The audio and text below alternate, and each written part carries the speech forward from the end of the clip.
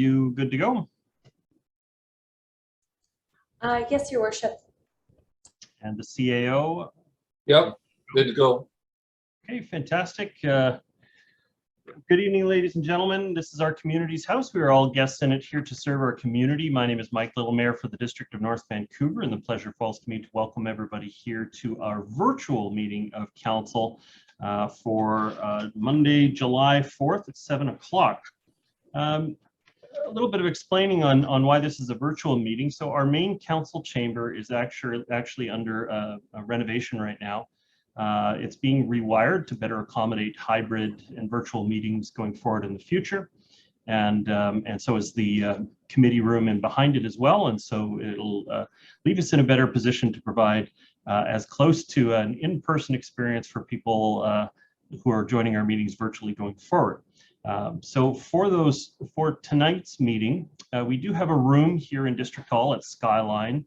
Members of the public are welcome to go into that room and view the meeting as well as make presentations in that space, or they can participate through the Zoom app from home or wherever they may be. All members of council are going to be joining this evening's meeting virtually today, and also members of staff. And throughout the course of the evening, we'll probably have members of the public participating in different ways as well. At this point, council, I do have an agenda that's been circulated. I'd like to make one minor change to it, or ask your consent for that. When we got to the tail end of the last regular meeting of council, we had one item that we couldn't finish in the time. The normal practice would be to push it to the beginning of the next meeting. But in our discussion, we said that there was time on the July 18th council meeting and that we were going to continue the discussion on the July 18th meeting. But in reviewing that, the mover of the motion, or the writer of the report, Councillor Curran, is not going to be joining us on the July 18th meeting. And so I felt it was best to put it back to you to see if we can add it to the end of tonight's meeting so that we can consider that matter with Councillor Curran here. So it was item 8.9 from the last meeting, which was, Councillor Curran, what's the title of the report? It is Local Food Systems Action. Local Food Systems Action. So we'd be adding that to the tail end of tonight's meeting as item 8.11. Is there a seconder for that? Councillor Bond, I saw your hand. Oh, and the other thing we needed to consider is that at staff's request, we're withdrawing the Lionsgate naming item, which I think was 8.4, was it? Yeah, 8.4, the naming of new streets at Lionsgate Village. There's just something else that staff had to consider before we have the discussion on that matter, and so they've requested it be withdrawn. So I'm moving, so the agenda put forward, hopefully with Councillor Bond's consent as the seconder on the matter, is that 8.4 is withdrawn. That will be considered on the July 18th meeting, and that Councillor Curran's report is added back into the agenda as item 8.11. Councillor Forbes, you have a question on the agenda?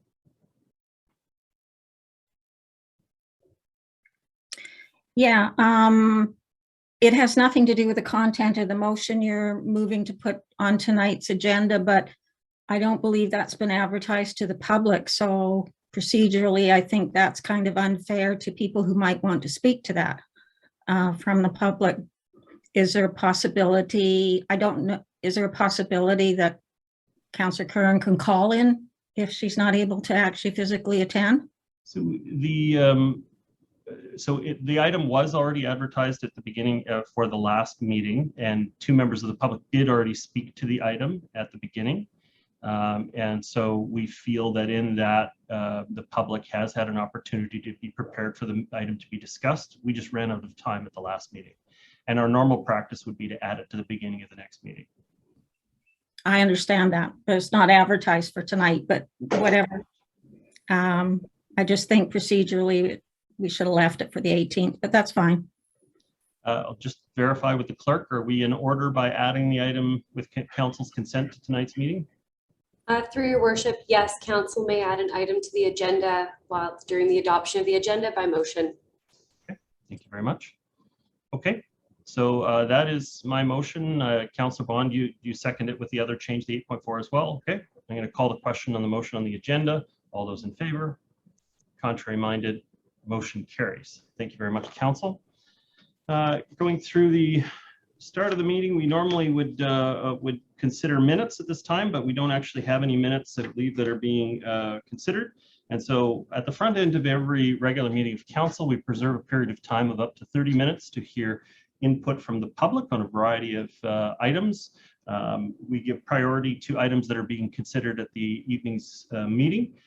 So members of the public have been signing up ahead of the meeting and letting our clerks know, but I have a list of 3 people that would like to speak on agenda items, 1 person who would like to speak on a non-agenda item, and then we also have people signed up to speak at items 8.5 and 8.6. Okay, and so we'll work through those, but we should still have enough time for additional speakers.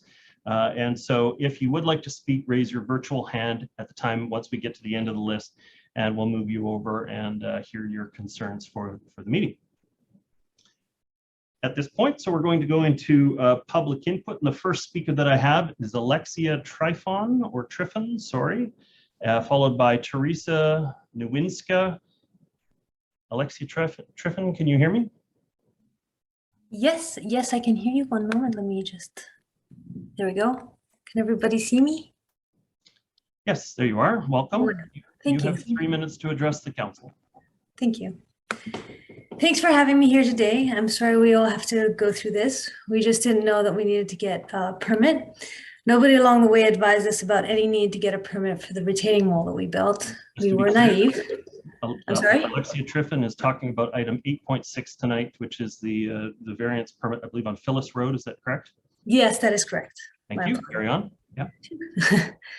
We worked really hard during the process to coordinate with our neighbors and to accommodate their wishes. As Curtis will mention, this is our first home. This is our first time we've ever been property owners. So this has been a bit of a rough ride for us, as you could appreciate. We did buy the house off market, and maybe in doing so, we bit off more than we could chew. It wasn't quite a quick fixer-upper as we thought it was going to be. Once we got the property, our bank issued us a deadline to do renovation work in order to qualify for a home improvement loan, which was only 2 months. We needed to bring the house up to date, but instead we had to use a huge chunk of the money on the surprise retaining wall. When we approached the neighbors, they refused to pay for any of the building costs because it was our problem, they had said. So we took on 100% of the wall. We were really overwhelmed at how much everything was going to cost to support the house, but we felt we had no choice but to get it done. We are really drowning right now as young people trying to exist in this market. Because this happened during the pandemic, there was a big labor shortage and we had a strict deadline from the bank. So we moved on the construction of the wall right away. Once we had completed the work, the neighbor had complained, and we were told by the district employees that for all of our permit applications, we needed to have a number of different drawings from different professionals that were going to take several months to produce. So during that time frame, the bylaws for the retaining wall height had changed. I think it's important to mention that the retaining wall work was not completed in a single day. This happened over a period of months, and Curtis and I were totally caught off guard that our neighbors had any issue with it, because we thought they were happy with the work done because they were aware of it the whole time and they hadn't said anything negative about it. I have to say that changing the design now is going to have a huge cost, and Kurt and I don't have unlimited funds. We work as creative people. We are not wealthy. Changing the wall will have an incredible financial strain on us, but we do understand that the geotech engineers would prefer to have the wall lower at the back, so we're more than happy to accommodate. We have worked hard with the district in efforts to modify the wall as close as reasonably possible to meeting the district bylaws. I hope that you consider our perspective and understand that Kurt and I are not out to do any dirty deeds against anybody. We genuinely care about our neighbors and about people in general. Hopefully you can see that reflected in our response, in the responses that our other neighbors gave to the district, and we hope you'll consider allowing us to maintain a reasonable height for our retaining wall at the property lines so that we are not going to incur too much additional costs in modifying what's there. I really appreciate the time of the district today, so that's all. Thank you very much. Okay. The next speaker I have is Teresa Nowinska. Teresa Nowinska, can you hear me? Yes, I can hear you. I am the neighbor of Alexia and Kurt, and they are in neighborhood of the same houses. They were built in 80s. I lived in my house since July 1987. That's 35 years, and I was a second owner of that house. I am not direct neighbor, but I see the wall. Wall is just great. And I am so happy that finally that wall is done. And it should be done by the developer in 80s, in, I don't know, maybe 85. The similar, like in parentheses, there's 4 houses from 3970 to 3940.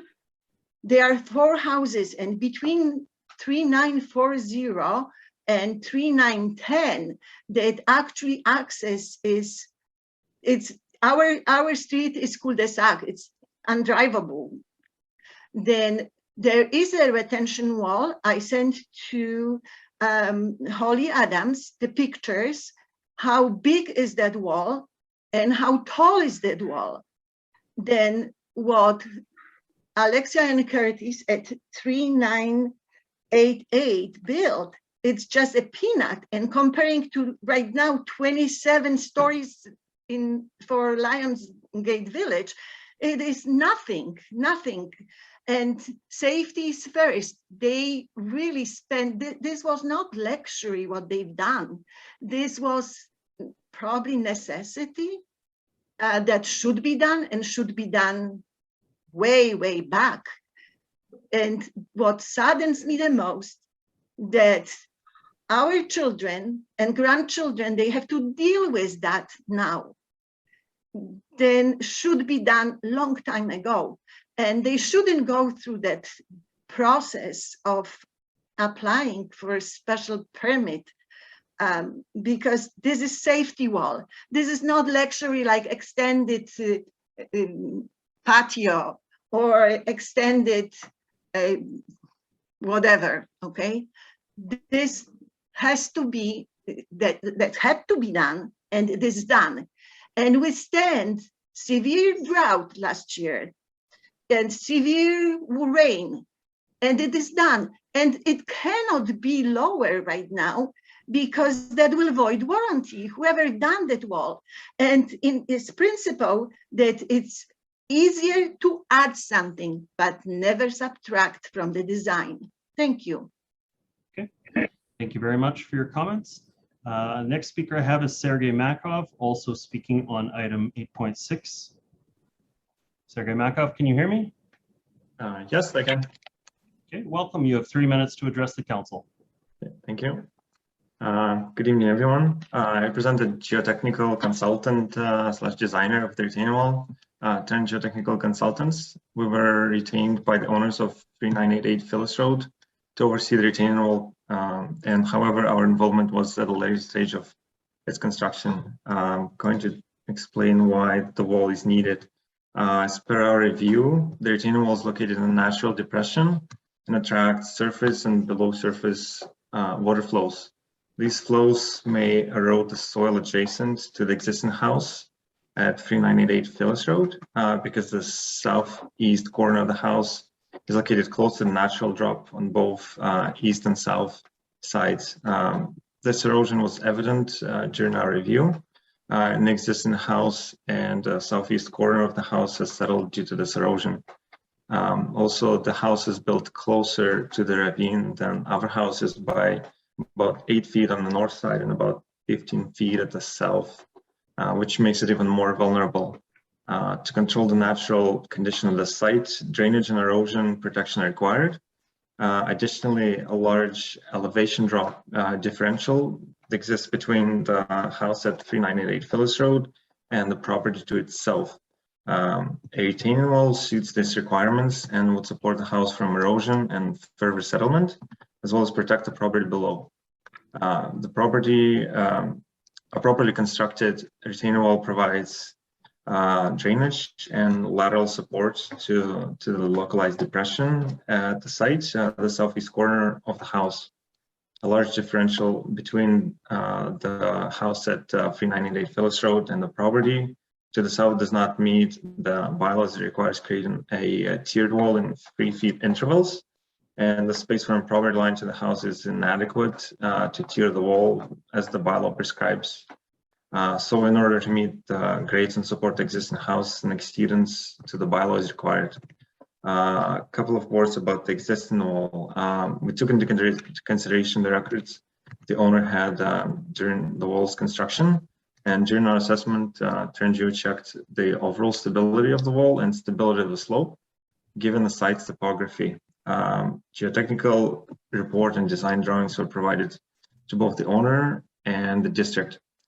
Our assessment shows that the wall in its current state exceeds the factor of safety of 1.0 for its stability, which is okay for temporary structures, but not for permanent structures. And the factor of safety of 1.5 is required for permanent structures such as this wall. And therefore, we're proposing to lower the wall to meet the minimum requirements for safety and overall stability of the area. However, it'll still require the exceedance of the current bylaw. That'll be all. Thank you. Okay, thank you very much. Next speaker I have is Doug Medley, followed by Peter Teven. Doug Medley, can you hear me?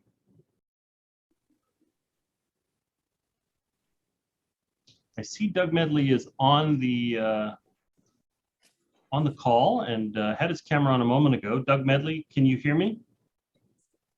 You're muted. There we go. Hi. Hi, there you go. Now I can hear you. Oh, good. Thank you. Well, that was very welcome. interesting about the retaining walls. Welcome. You have 3 minutes to address the council. Thank you. I'm making a presentation that the District of North Vancouver should be a leader in improving and reducing the idling of their vehicles. So many people are, for reasons unknown, convinced that idling your engine for several minutes consumes less fuel than turning off and restarting the engine. The fact is, for every 2 minutes that a car is idling, it uses about the same amount of fuel that it takes to go nearly a mile. Research indicates that the average driver idles his engine 5 to 10 minutes a day. You know, we are all guilty of turning on our engines first and then checking our cell phone, right? Well, I think that we need to look forward to informing people about this behavior, improving things. We've all seen the Smokey the Bear infomercials, just to remind us to be careful in the forest. Experts recommend turning off the engine if you're going to be parked for more than 30 seconds. 10 seconds of idling can burn more fuel than turning off and restarting the engine. Plus, excessive idling can damage your engine's components, including spark plugs, cylinders, and exhaust systems. Because your vehicle's engine is not operating at its peak temperature when idling, fuel is only partially combusted, leading to a fuel residue buildup, and not to mention the exhaust that is coming out the tailpipe, which is my purpose in talking to the council today. So you've probably also been told that frequent restarting is hard on your engine. Fact is, it has little impact on engine components like battery or starter motor. By the way, your engine isn't the only thing negatively affected by excessive idling. Medical studies show that idling is linked to increases in asthma, allergies, heart and lung disease, and cancer. So it's time to turn off our engines. But why is it so hard for us? Now, I personally have observed municipal vehicles, road vehicles, idling their engines for over an hour. There is a kind of ethos where we think that this is okay. When I ask an employee about that, sometimes the answer is, well, we got to keep the battery up because we're using computers and other electronic devices. Well, I think the district should take a stand and become a leader. And first of all, step one, putting the vehicles on the trickle charge overnight so that in the morning you have a full charge. They don't do enough driving. to charge their batteries. So many times I see municipal vehicles idling their engines. If they had a different procedure involved, they wouldn't have to do that. So trickle charge overnight. Oh, well, we take the vehicles home overnight. Well, then give them a trickle charge or in the yard. Oh, that's a big, it's an effort to do. Well, I'm saying the district should go in that direction and be a leader. Step 2, start installing larger batteries or additional batteries. And step 3, of course, is to help our drivers and our workers understand that it doesn't hurt to turn the engine off right away. So many times you hear people say, well, I'm just moving the vehicle shortly, or, service vehicles that come in and deliver heavy equipment, they always idle their engines. We're over the 3 minutes. If you can draw to a close, that would be appreciated. So I'm looking for any counselors who would be like to, that I can reach out to and talk to, and maybe the district become a leader and not idling their engines and training their people and employees to not idle their engines. Thank you. Thank you so much. The next speaker I have is Peter Teven, followed by Hazen Colbert. Peter Teven, can you hear me? Yes, can you hear me okay, Your Worship? Yes, welcome. You have 3 minutes to address the council. Great, thank you. For the record, I think you all know my normal address. Today, my address is the beautiful shores of South Bay at Lake Whatcom in Washington State, where I'm down for the long weekend. But more seriously, Your Worship and Council, I did want to address 2 items on the agenda today. I'm sorry, I don't have my agenda right in front of me, but specifically, I'm talking about the issue of the affordable housing on district lands at Saint Denis and on Mountain Highway. And then also a quick comment about the embodied carbon moves in the next agenda item after that. The first thing I want to say is this. I think that, I remember well the words of you, Your Worship, and this council just after your election, that you wanted to reserve district lands for use for the most at-need people, social housing, supported housing, and not necessarily that was the proper use to build just more affordable housing. So I think we need to keep a very close eye on this. I have spoken with several of the supported and social housing providers over the years, and what they've told me is that it would be more helpful to them to get less units at a deeper discount than it would be more units near market rates. Because what they're having to do is draw upon resources from other housing projects in order to support the new acquisitions. And for that reason, I wrote you a letter some time ago where I suggested to you that you really think outside the box on the Fire Hall number 2 Mountain Highway site and consider partnering with a private developer that I believe that the main floor and several floors, the main floor should be commercial to be retained by the district and leased out at market rates, much like Lynn Valley Square, and upper several floors of zero cost to the provider's housing for special supported uses. And then market housing that would pay for the rest of it at top and do a joint venture. On Saint Denis, I believe that the people that ought to be prioritized for such housing are those who have been displaced by previous decisions of District of North Vancouver councils. And of course, forefront in my mind there is I think every one of the 61 families evicted out of Emery Village ought to be near to the first in line to get that housing.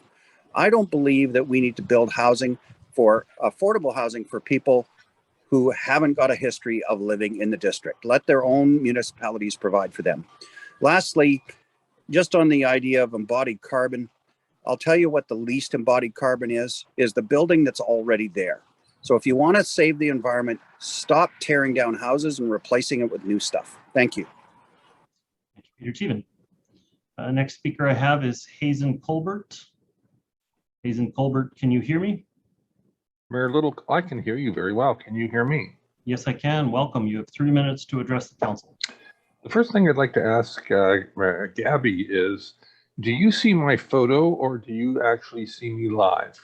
Well, actually, I'll ask anybody. Do you see my photo or do you see me live? I see a stock photo. Thank you. That's yeah.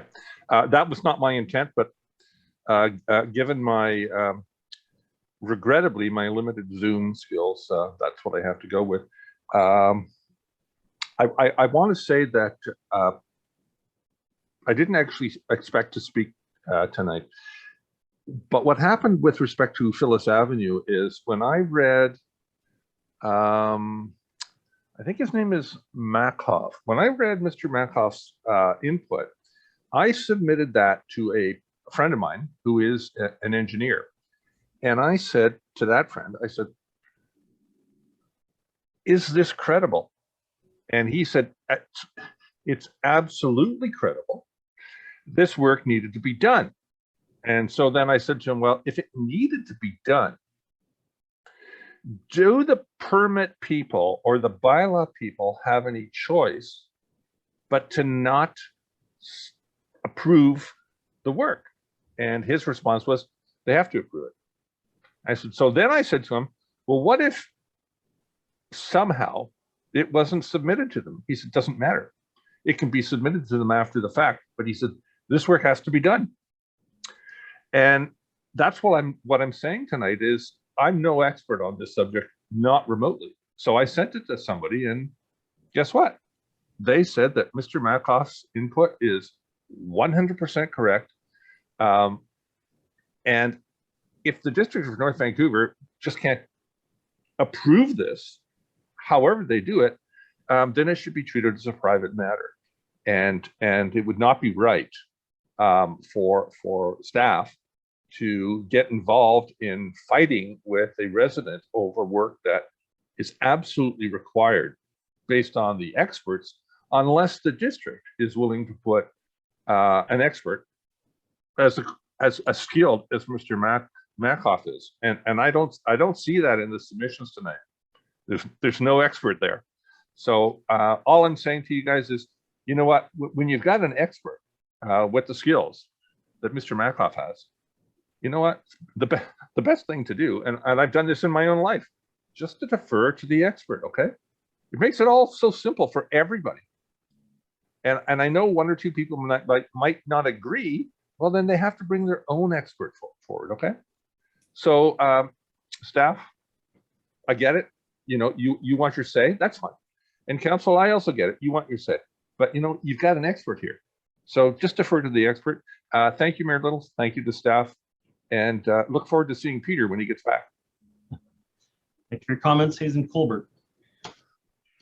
I see one more virtual hand. Can we move Corey Cost over to the panelists and Lyle Craver over to the panelists?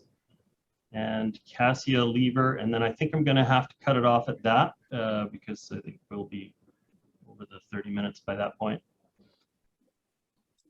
Okay, so I believe I have Corey Cost up first. Corey Cost, can you hear me? Yes, Your Worship, you should be able to hear me now. It'll be very brief. In the previous presentation by Mr. Hazen Colbert, there was no image on the screen, no indication who that person was. So again, we get a different image, I guess, than the councillors do. Just well, to be clear, just so if a person within the Zoom app, and this is just the behavior of Zoom, if a person doesn't have their video active, Zoom automatically places them lower in priority. So non-speaker, non-video, then higher priority is speaker with non-video, and then highest priority is speaker with video. It's a function of the app to some degree, but I hear your point. It's tough for the public to tell who's speaking at that time. That's if you're an attendee or a participant, but the public, which was before I was speaking, sees nothing of that. Nothing. You just see the councillors. And we didn't automatically see it either. I had to scroll through all of the participants to see the picture. Yes, at least you have that choice. You can see, but the public has no choice. Thank you, Your Worship. Okay, thank you, Dr. Cost. The next speaker I have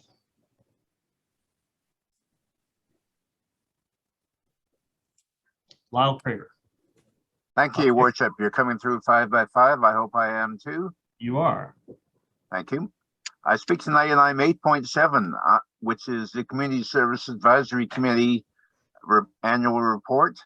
It's a committee which I served on 4 years, 3 of them as vice chair, and it's a report that I have been reading with interest every year it comes to council ever since. Now, obviously, over a 10-year period, that committee is going to evolve. However, I remind you all that the committee started as a method of jurying district grants, community service grants, going back to the days of Mayor Baker.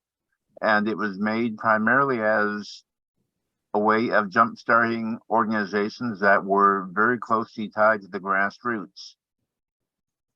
There were very specific parameters that the committee operated on. One, it was not about providing operating grants for for social service organizations, and it was not about funding sports groups. Anyhow, this year's report is very interesting because there are a number of things I've not seen in past reports. Now, the need for funding has always been of interest to the committee. I mean, after all, there are always more hands than there are funds to accomplish them. But I note that the funds could probably go a bit further if we stuck to the original criteria, which was we don't do operating grants, we don't do sports grants. And in this year's set of grants, I see quite a number of both. Now, I fully understand the difference between therapeutic grants and sports grants and how the two, especially for special needs kids, can be combined. And those are fine. But generally speaking, those are the parameters of the committee. And within those parameters, I do feel the committee serves a very, very useful purpose. I too support the use of community grants in this way. Small grants, mostly to groups just starting off, primarily not aimed at groups receiving core funding. But again, the committee does a good service, it works hard, and provides excellent value to council for the money. So I give them my full support and hope you will as well. Thank you very much. Thank you for your comments, Lyle Kramer, and good point about the limitations on the grants. The sports grants are handled through the Recreation Commission via both sports and travel grants, which is why they're normally excluded from the CSAC process. But thank you for your comments. The last speaker that I have is Kasia Lever. Kasia Lever, can you hear me? I can, Your Worship. Can you hear me? Yes, I can. Welcome. You have 3 minutes to address the council. Thank you, Your Worship and members of council, for once again providing me the opportunity to speak. And I am back to share some additional thoughts on the topic of local food systems action, as it is very important to me. And urban agriculture is something that I am very passionate about as both an entrepreneur and a city dweller, quote unquote. There is so much urban agriculture innovation that's already happening around us, with urban farms on rooftops and inside buildings and in backyards. And no other municipalities in Metro Vancouver that I have been able to identify prohibit commercial agriculture except ours. Most actually support it, and there's no practical reason I can see that we shouldn't do the same in the District of North Vancouver. If there's concern about our urban farms producing food that is safe and with minimal impact on the environment, there are already checks and resources in place to ensure that this happens. For example, the Environmental Farm Plan program is a federal/provincial /territorial initiative that's funded by the Canadian Agriculture Partnership Program. It's an on-site audit, consultation, and certification delivered at no cost to farm operators, which identifies risks and opportunities to minimize their impact on the environment.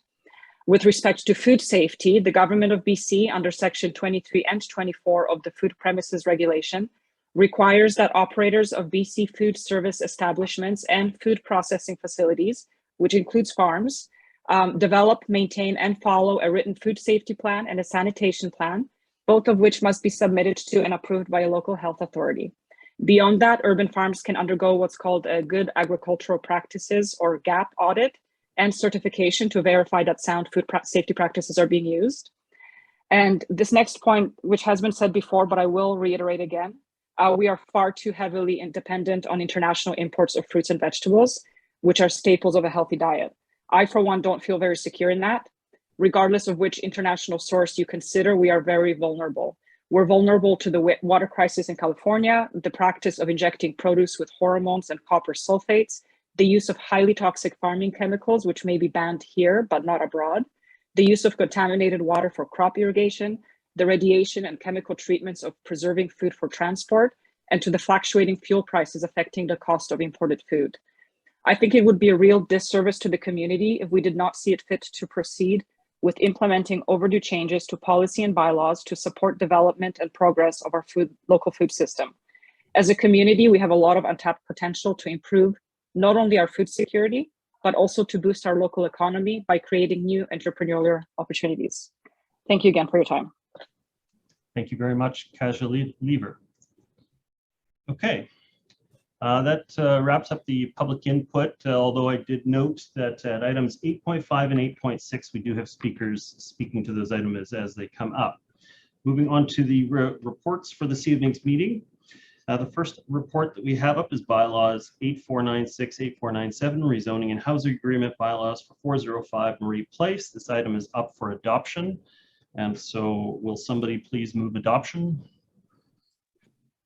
So moved. Moved by Councillor Curran, second by Councillor Back. There's no discussion on adoption, and so I'll call the question. All those in favor? Contrary minded? Motion carries. And I didn't note anyone opposed. On item 8.2, this is the bylaw 8501 highway closure bylaw for 400 block Marie Place. Again, this item is up for adoption. Will somebody please move adoption? Moved. Moved by Councillor Back, second by Councillor Forbes. I'll call the question on the matter. All in favor? Contrary minded? Motion carries with none opposed. Item 8.3, this is bylaws 8505, 8506, 8507, 8508, 8509. This is, all these items are up for adoption. Will somebody please move adoption? Moved by Councillor Back, second by Councillor Bond. Call the question on the motion. All those in favor? Contrary minded? Motion carries with none opposed. That's 8.3. The next item, if people missed the very beginning of the meeting, item 8.4 was withdrawn at the request of staff. And so that item will be returned back for our July 18th discussion. Item 8.5, this is development variance permit, or development permit 45.21 for 2320 Emery Court. And the recommendation is this item be issued. Is somebody willing to move that motion? I'll move the motion. Is there a seconder on the matter? We do have a public input speaker at this. Wow, we got to 8.5 real quick. Okay. So at this point, I will, I believe Chris Lee has joined us for item 8.5. Chris Lee, can you hear me? Yes, I can hear you. Well, you have 3 minutes to address the council. Okay, I'll only take a minute. I'm representing the developer at Mosaic Homes, and I just want to let him know I'm here and available to ask or answer any questions you might have, and our architect's also here if anyone has any questions. Okay, thank you. That's very much. So I have moved it. I didn't note who the seconder was. Did somebody put their hand up to second? I'll second it, Your Worship. By Councillor Back. Is there any presentation from staff at this point? Good evening, Mayor and Council. This is Yan Zhang, Manager of Development Planning. I'd like to make a really high-level introduction of the project. Okay, thank you. Sorry, give me a second. So tonight before you is, sorry.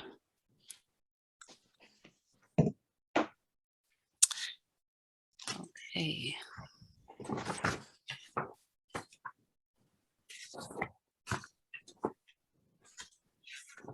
Can you hear me? Sorry, I'm experiencing some.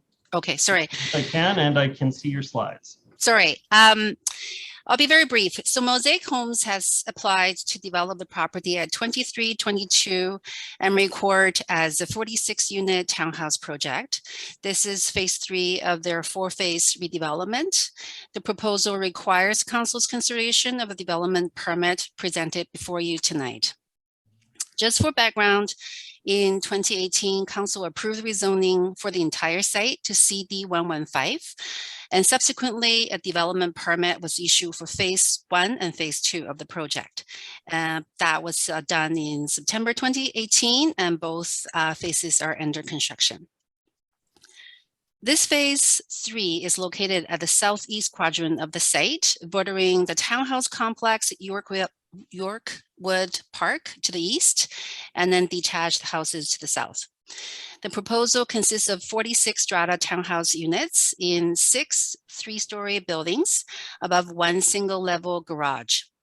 The units are a mix of 3-bedroom and 4 bedrooms, and then have direct access from the underground parkade or from the common walkway. The proposed number of units, floor space, height, and setbacks, and the parking are all in compliance with the CD 115. The project has been reviewed against and is consistent with the development permit area guidelines for formal development of ground-oriented housing and energy and water conservation and GHG emission reduction. Notable highlights from the formal development guidelines and responses include roof forms and roof pitches have been designed to be sympathetic to the established character of the area. The buildings are modulated by rhythm of gable roof lines, bay windows, porches, and generous roof overhangs with upper floor setback on elevations fronting the neighboring properties. A mix of building heights, materials, and design of each phase of development creates variation in building design. And lastly, the project will meet step 3 of the BC Building Code, BCBC Energy Step Code with low carbon energy systems. And so development permit tonight is ready for council consideration. Thank you. Okay, thank you very much. I've moved the matter, and just my comments on it. It appears as though they've met all the technical requirements for the permit to be issued, so I'll be supporting the permit being issued. Councillor Vac, your comments? No further comment, Your Worship. Okay, thank you. Any other member of council wishing to comment on the matter? Okay, I'll call the question. All those in favor? Contrary minded? Motion carries with none opposed. Okay, the next item up for discussion does have 2 speakers signed up to it. This is item 8.6, Development Variance Permit 6121 for 3988 Phyllis Road. The first speaker I have is Curtis Willis. And I'm going to go to the public speakers first, and then I'll come to staff for their comments. So Curtis Willis, can you hear me?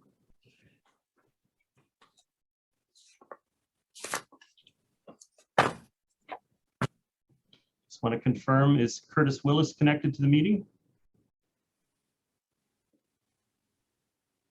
Yes, I am. I am here. Welcome. You have 3 minutes to address the council. Okay. I just wanted to say thank you for having me. I feel honored to be here. There's so many people who spoke on my behalf, and that of me and my wife, and I really appreciate that. I'd just like to say Alexia and I, my wife, bought our first house, and it came with some surprises. And unfortunately, one of them was that we did work what we thought was good for the house, and it turned out to be it's still good for the house, but the work we did was unpermitted, and that's the bad part. And so I'm here today before you asking for some lenience on what we did, but also we went out and got engineers to look at it, and we listened to what the neighbor had to say about it, and we worked with the district planners to try and bring you to the point we're at now, which is still a little above the standard for what is now. So a maximum retaining wall height which you may or may not know is 3 feet now, and ours is above that. But I feel like, as you may have heard from the geotech engineer, that there's good reason for having a higher than normal wall in our case, just because there is such a huge grade difference, and that grade difference is about 8 feet, and it takes place in a very short span. I guess I don't want to waste too much of your time, but I do think that what we did was necessary. I mean, I wish I had done it in the right order, but I'm here now saying I'm sorry we did it that way, but I felt it needed to be done. And now that I know better, I'm trying to do my best to, my wife and I are both working to try and make this right and get it to the right place. So I hope you can consider that when you make your decision tonight. Thank you very much. Thank you very much, Curtis Willis. Okay. The next speaker I have is Arthur Rowland. Arthur Rowland, can you hear me? I can indeed. Welcome. You have 3 minutes to address the council. Would you like to see my video? No. That's up to you. Good evening, Your Worship and distinguished councillors. My name is Arthur Rowland, and I'm the owner of 3970 Phyllis Road, that shares the south property line with 3988 Phyllis Road, and the only property that is fully affected by this proposed variance. I am here tonight to object to the proposed variance permit 61.21 3988 Phyllis Road, and that I ask that it not be granted in its present form for the following reasons. 20 months ago, it was agreed that the owners of 3988 Phyllis Road build a small retaining wall to retain the soil in their garden. However, the resulting wall far exceeded the height allowable by the DNV and was built without permits or geotech reports. When we queried the height with our neighbours, we were informed that all permits were in place and we had no say in the matter as it was built in their property. Also, at that time, they removed several trees, including one from our garden, without permission or permits, that made up the structural integrity of the corner of our properties. As noted on page 502 of the agenda, I would ask that it be noted that the submitted picture at the bottom is not accurate and has been photoshopped, removing our tree from the picture. You will note that our properties sit on the edge of the West Lynne Escarpment, which has a very steep downward slope. Over the last 18 months, we have observed the wall has undergone deformation, resulting in large gaps and in the bricks and cracking. This has been confirmed by our own expert, which you should have a report of. Prior to the wall being built, we enjoyed our privacy, where currently, due to the height of the wall, we are subject to anyone, including tenants of the non-permitted secondary suite, having a direct view into our living area. We recognise the need to retain property, and we have no objection to anything the owners want to do, as long as it complies with the DNV guidelines. The new proposal is asking for a total height of 7.1 feet, which is a variance of 4.1 feet over the permitted regulation. In essence, the proposal is doubling the maximum height allowable. This fails to address our privacy and safety concerns. We understand the new proposal is presented as a reasonable compromise. However, we feel that the only people that are compromising is us, and this is unacceptable and not fair. We believe a fair compromise would be have a maximum height at the highest point to be 5 feet, which is 2 feet above regulation, as long as all permits and reports are in place and approved by the District of North Vancouver. We are incredibly concerned with the inherent risk that comes with building a retaining wall backing onto a steep slope. As we're all fully aware, slopes are unpredictable and retaining walls do in fact fail, as occurred on Chapman Way in 2005. Throughout this whole process, we have been painted as difficult and uncompromising, when in actuality, we simply want the rules that are put in place for a reason to be followed.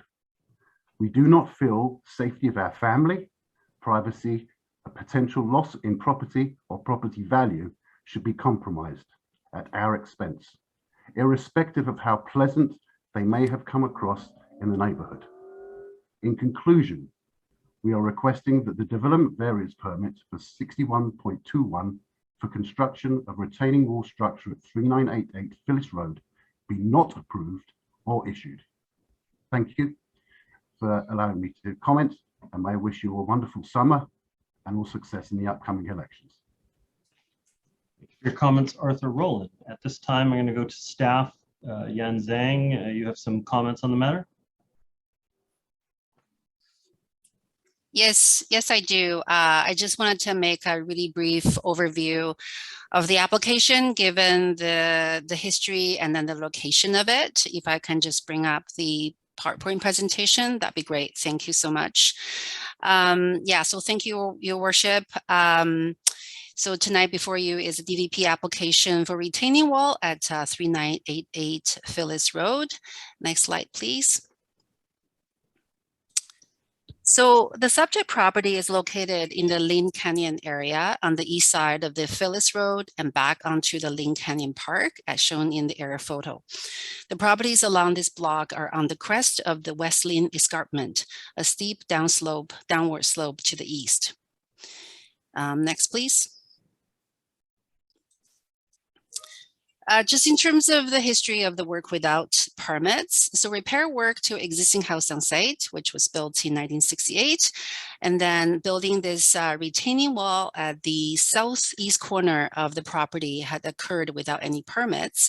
And in November 2020, district building inspector put a stop work order on the entire property. So basically the house repair as well as this retaining wall that was under construction. And then November 2021, the applicant submitted a DVP application to seek height variance to the retaining wall. So this photo was taken from the applicant site, is from the side yard looking down into the southeast corner. And this is the pre-existing condition before the wall was built. And it was known between the neighbors that there was some soil slippage from the subject site onto the neighbor yard. Next, please. So this is the retaining wall as built, and those photos are taken from staff on a site visit to Mr. Rowland's yard. And as you can tell, it's presenting a roughly 6 feet retaining wall looking into the neighbor's yard. And then a worst case scenario, which is fronting the ravine, is about 9 feet. So this DVP as submitted is not really supported by staff because the huge impact on the neighbor as well as the safety concern fronting the ravine. So as a result, the applicant has revised their design, and what's presented tonight is a revised design. Next, please. So the revised design is a two-tier system and generally try to follow the building the zoning bylaw. And we have a lower tier, lower wall that lower than what's proposed, what's built. And so it's about 4 feet in the middle of the yard, the middle portion of the yard, and then going down to about 5.6 at the lower wall that's exposed to the ravine part. And then we have a second tier that's roughly 3.3 feet. And what's shown on the right-hand side is a perspective showing what the wall would look like without any privacy screens, whether it's fence or landscape. Next, please. So some words about the slope stability and safety concerns. So the site is located in the ESA, environmental sensitive area. A preliminary geotechnical report has been produced. And as you heard from the geotechnical engineer, that the wall is temporarily safe, provided that they lower the wall by a certain amount, which that certain amount has been incorporated in the revised design as you see. So the top tier wall, the lower versus top tier design. So Should this move forward, a detailed slope assessment and drawings professionally assured by a geotechnical engineer are required, and that report is required to be registered as a restrictive covenant on title. The wall is required to be substantially rebuilt, and the investigation of stability and drainage, etc., will be required in a detailed report and through the building permit process. Stormwater management study will also be required. Next, please. So we did a first round of notification during staff review process. And what we did is notifying the abutting properties. So property to the north and south, as well as across the street, are notified. And we did receive letters in support, basically no concern. But the neighbor to the south, who are directly affected, wrote in to voice their non-support. Particularly, they're concerned about the wall as built without the permit, and the impact in terms of their privacy, and questioning about the structural integrity and safety, and creating some difficulty for them to place their fence. All those reasons. So staff did meet the neighbors on site, and as a result of those conversations and discussions, we have asked the applicant to come up with a revised design. And furthermore, we asked the applicant to do the landscape screening as you see on the screen, which is a 4-foot height cedar hedging in the lower portion of that wall. So so with that, as the time when staff wrote the report to council, even though there wasn't any written consent, there was this sense that this is a compromise, and given the hardship on the applicant side and the mitigated impact, this is something that they can live with. So the next one. So in accordance with the Local Government Act, as well as our development process bylaw, we did a statutory notification. And in this round of notification, we did receive one other household in support, as well as neighbor to the south in opposition. And in this round of correspondence, first, there are a few points raised, and I do know that mayor and council are also copied on those correspondence. There was a question about a tree, a dogwood tree that was cut without permit by the applicant, and that was claimed to be situated on the neighbor's yard. So because the tree was gone, we couldn't really find any evidence of it on site. What we did find is online, there was a site survey of the subject site prior to the current owner purchase, and it does show a tree on the shared PL, the shared property line. And so I think this matter, if this matter were to pursue, it could be a civil matter between the two neighbors. What the district staff will do is that we will retroactively ask them to apply for tree cutting permit, because again, this is a sloped area, this is environmentally sensitive area, and then we will seek replacement trees.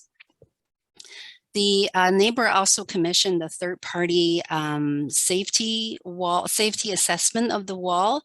And so I will say that we have a copy of this. And so even though the assessment is not authored by a qualified geotechnical engineer governed by EGBC, what we will do is we will ask the geotechnical engineer on the job to look at this assessment and then to respond to every concern raised by this report. So just my last slide, please. I just wanted to lay out a little bit of process moving forward.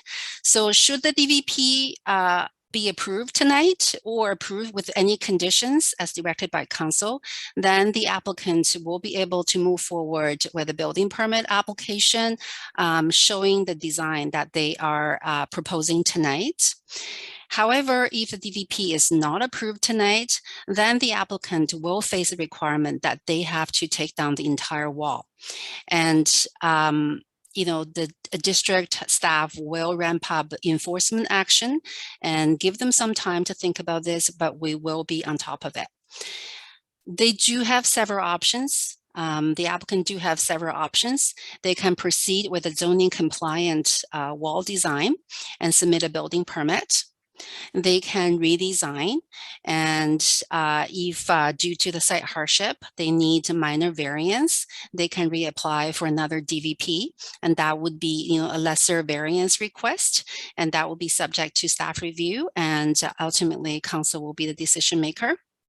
Or they can build a much lesser retaining structure and, following the topography of the land, and then, have other ways of reinforce the building foundation. So those are their options. However, the options that the applicant don't have is not to build a wall that is safe. So safe for the occupants of the land, safe for the neighbor to the south, safe for all the properties located on the slope, safe for the public who will be using the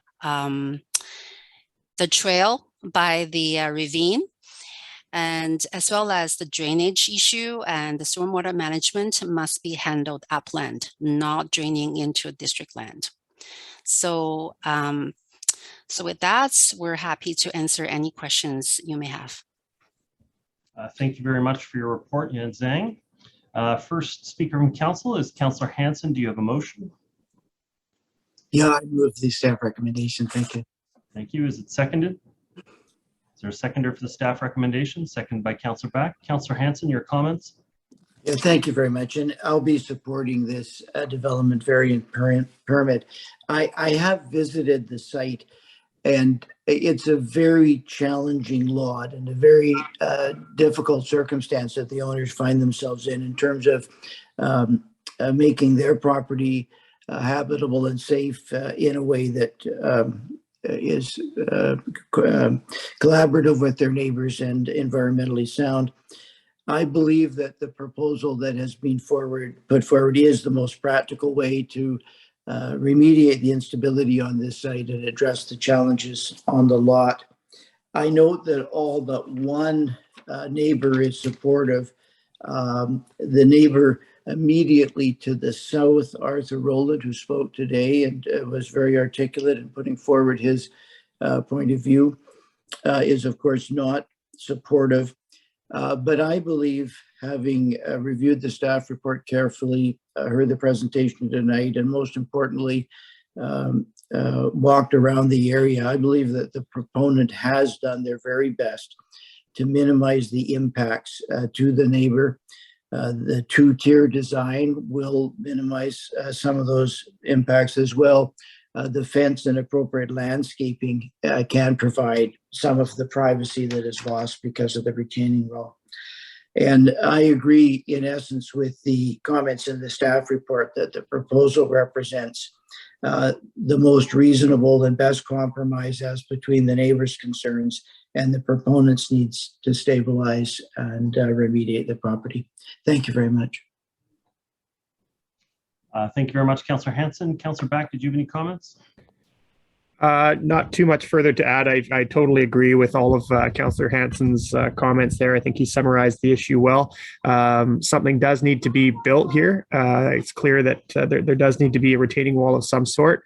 And I do think that the property owners in this case have done their very best to come up with a compromise that's going to work for just about everybody. I realize that it's not satisfactory to the one neighbor who we heard from tonight, but I do think that they've done their best to find a solution, and noting that this wall height is only been changed by this council in this term. So in this case, I think the variance is appropriate, and I'll be supporting it.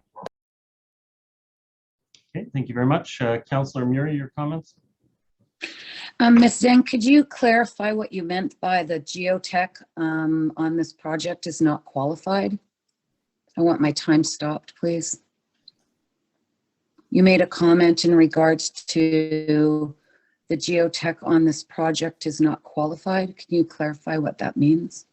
Yeah, I'm able to. Through your worship, Councillor Miri, I was referring to that the third party assessment done by the Rolands that was done by a Bachelor of Scientist, someone with that degree, and is not a professional geotechnical engineer. So. Are we getting a qualified geotechnical engineer to inspect this property? Yes, we will, absolutely will, yeah. And So- that's a requirement of the permit. So I'd like to know that. I mean, what happens if they come back and they say this is not going to work? Then they will find a alternative design, alternative solution that will work, will meet the safe or intended use statements, the district natural hazard risk assessment criteria, I think, and also cross-referencing the district's 2008 slope hazard assessment that covered the whole districts. And there will be a design that will definitely work. But that could void the need for the variance. That could reduce the variance, or in maybe in another case, well, I don't know if it would increase the variance, but that could change the scope of the variance, could it not? So the scope of a variance is kept in two ways. One way is we measure the worst case scenario, which in this case is a 7.1 feet at the ravine.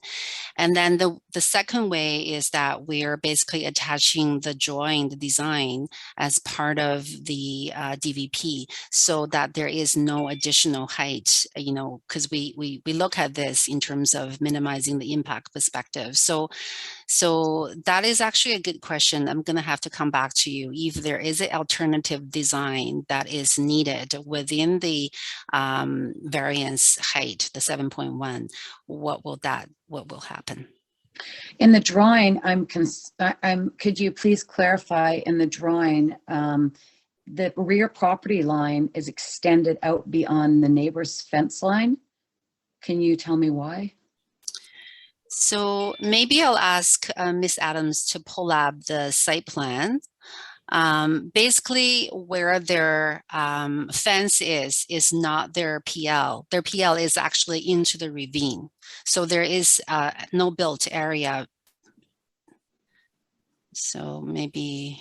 So the neighbor's fence line sits on the edge of the ravine, whereas the applicants have gone to the edge as far as they could go in regards to containing their property. Yeah, through your worship, I'll just use this one that's showing this is proposed site plan. I hope you can see it. Yes. Yes. So where there's the yellow corner where the two retaining wall join, that's where the neighbor to the south fence is. So basically, as you can see, the PL goes further to the east, and that's exactly where the neighbor's fence is as well.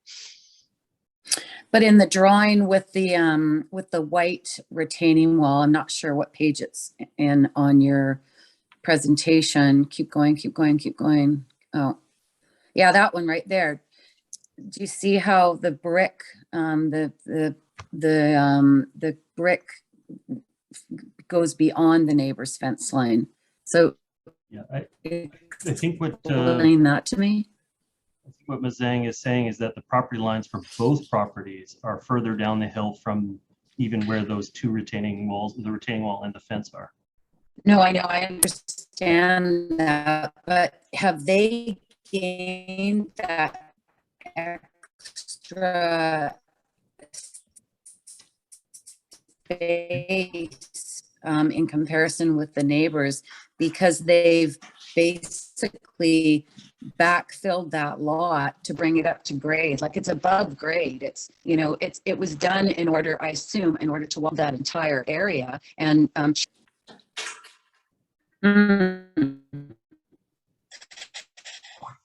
wow. So we're having some connection difficulty hearing Councillor Murray, but I think I got the point of your question. You're saying, is the challenge because they've tried to flatten out so much backyard?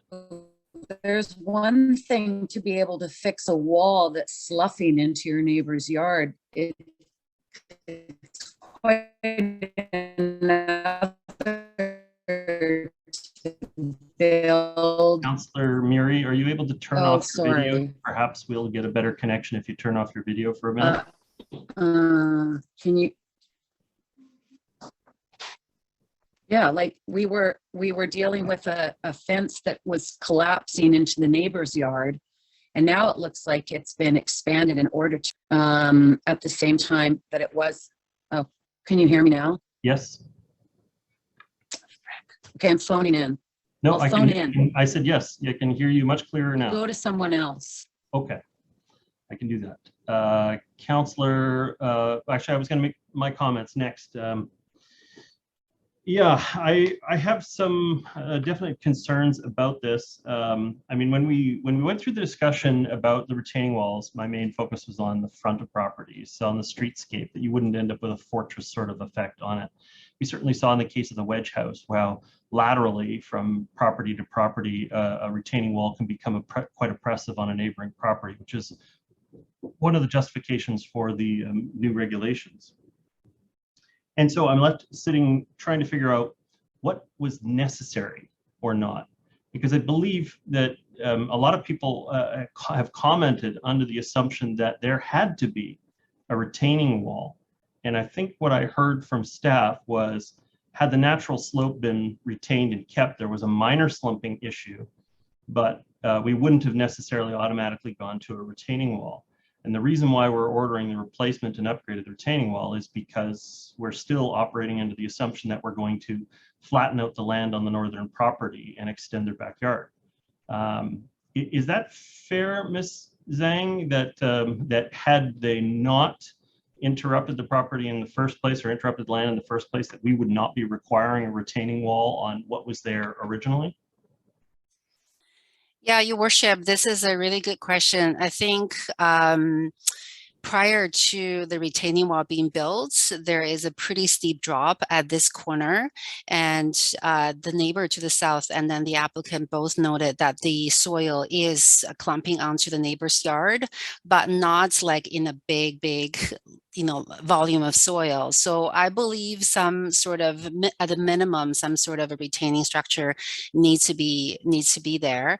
And could they be having the entire retaining structure meeting the zoning bylaw but completely contained within their yard? Yes, it is possible. That means that their yard will be taken up by retaining structure, but is possible.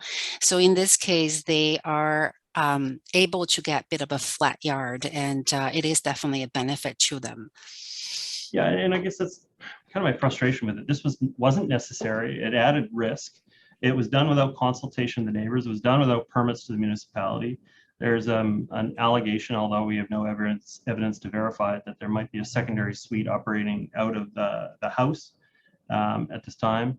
And I think that this is probably going to get issued, but it should probably be issued with a rebuke. You have responsibilities as owners of a household to make sure that the work you're doing in your house is safe, both for you, for your tenants, for the public land around you.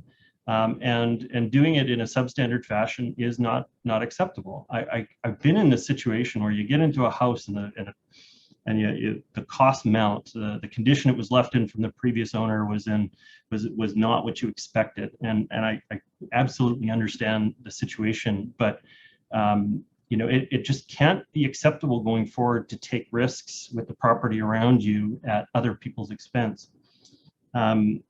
If you're willing to put the retaining wall in the fashion that it was put in, with the blocks just haphazard in the pile, what else are you willing to do? And I want to make sure that this permit comes with a rebuke that says that that's not fair to your neighbors. It's not fair to the occupants of your building. And frankly, removing trees on a slope presents a tremendous amount of risk to the downslope areas. And so I'm very concerned that by issuing this, we're going to be rewarding someone who really has not seemed to be concerned about the people around them in a material way. Maybe that's not fair. You know, I don't think that, I think there's a lot of evidence to suggest that decisions were made without considering the impact on neighboring properties. And so I'm frustrated by this because, you know, at the end of the day, I don't think the restrictions that we put in place for the retaining walls, I probably would have, had this been right up at the front, I probably would have accepted this change on this property because of the hardship of the slope. But I'm now sitting there watching the series of decisions that were made on the property, and I'm frustrated by it. So I'm willing to support the issuance of the permit, but I really, you know, I think staff need to look into the matter of secondary suite, make sure that the building is built to a safe standard, and that that other corners aren't being cut in the process to try to get this underway, because it's not acceptable to you know, add value to your house at the risk of your neighbors or your occupants. And so I'm frustrated, but I'm going to be supportive of issuing the permit. Next speaker I have is Councillor Bond. Thank you, Mayor Little. And perhaps it's a bit of an aside, but I think this is one of the challenges when you have an extremely technical and detailed issue in front of council where none of us are technical experts and we're relying on significantly limited information, far more limited than staff are of making these kind of decisions. You know, when I read the report, I read the line that said that the retaining wall was necessary to protect the foundation of the home. That doesn't seem to be mentioned. So that's in the report, that a retaining wall was necessary. You know, and you know, to the comments about, you know, how we're interpreting this, the current wall, and staff can correct me if I'm wrong, the wall that's proposed has been reviewed and designed by the applicant's geotechnical engineering firm. The speaker was at the beginning of the meeting, Terran Geotechnical, if I'm correct. So the wall that is proposed is properly engineered, and so the comments about it not being safe are specifically about the neighbor's review with a person with a Bachelor of Science degree. So I do think, you know, it's very challenging to put individual councillors with limited information into making a technical decision about whether this wall is necessary or not. And so I'm going to be relying on our staff's review and the technical analysis provided by the professionals here, which say that this wall, as currently constructed, is safe as a temporary wall, and therefore something needs to happen. And what our staff are telling us is that what is proposed will be a safe wall. It will be properly engineered by those professionals that are qualified to do so.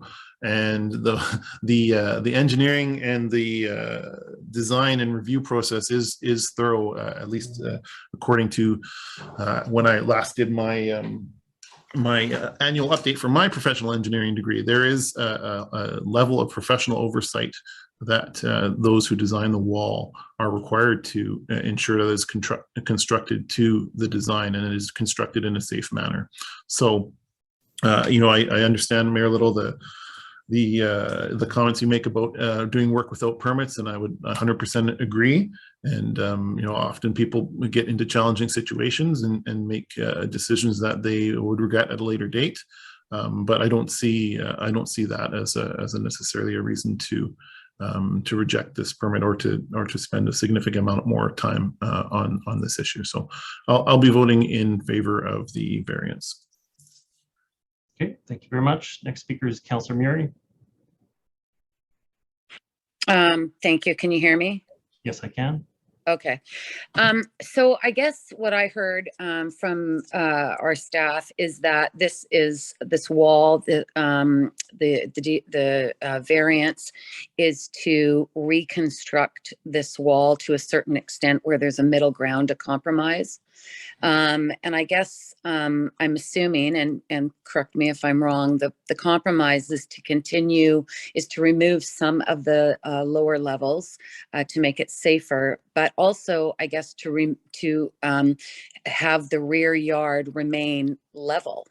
And that's why there was sort of a compromise. Now, the neighbor to the south has had something built that is well above the rear lot geography of their lot in 2 levels, to the point where their enjoyment of their property has been significantly altered because this rear lot has been elevated to the extent that it has, and staff have concluded that there could be a removal as an option to lower the wall even more, which would, of course, change the rear yard topography of the applicant's property.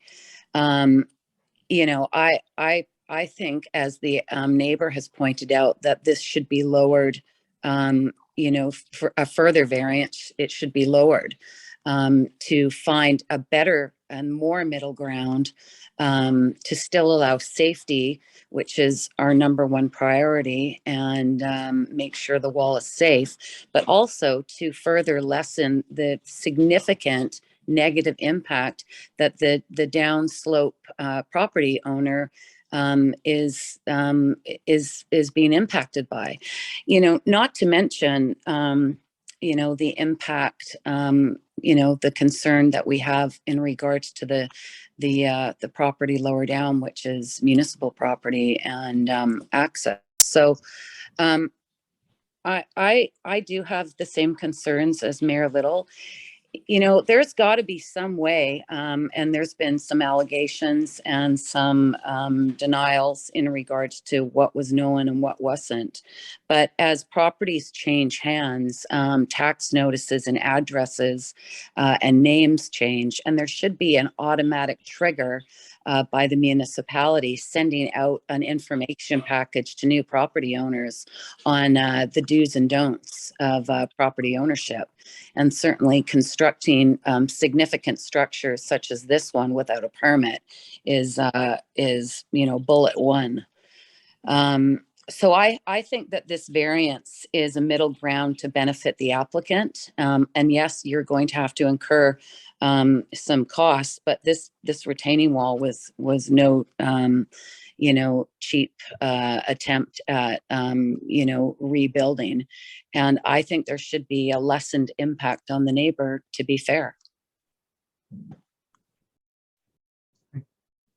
Okay, thank you very much. Councillor Forbes, your comments? Thank you, Your Worship. I agree with both what you've said and what Councillor Murray has said. I think that first I wanted to ask staff for clarification. If there was going to be something different than what's proposed by, can you stop my clock? You're still speaking. Oh, okay, but stop anyway. If there was going to be a variance other than what's been presented tonight, is the wall that's there right now still the Allen block wall? And would the Allen block wall then have to be taken down right to the ground? Zhang?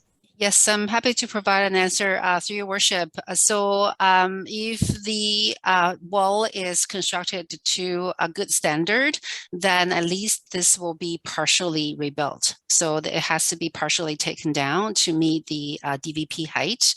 If we're talking about a lesser degree of DVP height, then yeah, they basically some sort of a substantial reconstruction of the wall will occur.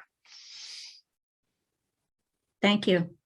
I would agree with some of the comments that have been said already about how this seems to be. I believe the applicant is trying to compromise here, but this compromise doesn't benefit in any way their neighbor. In fact, it still harms their neighbor.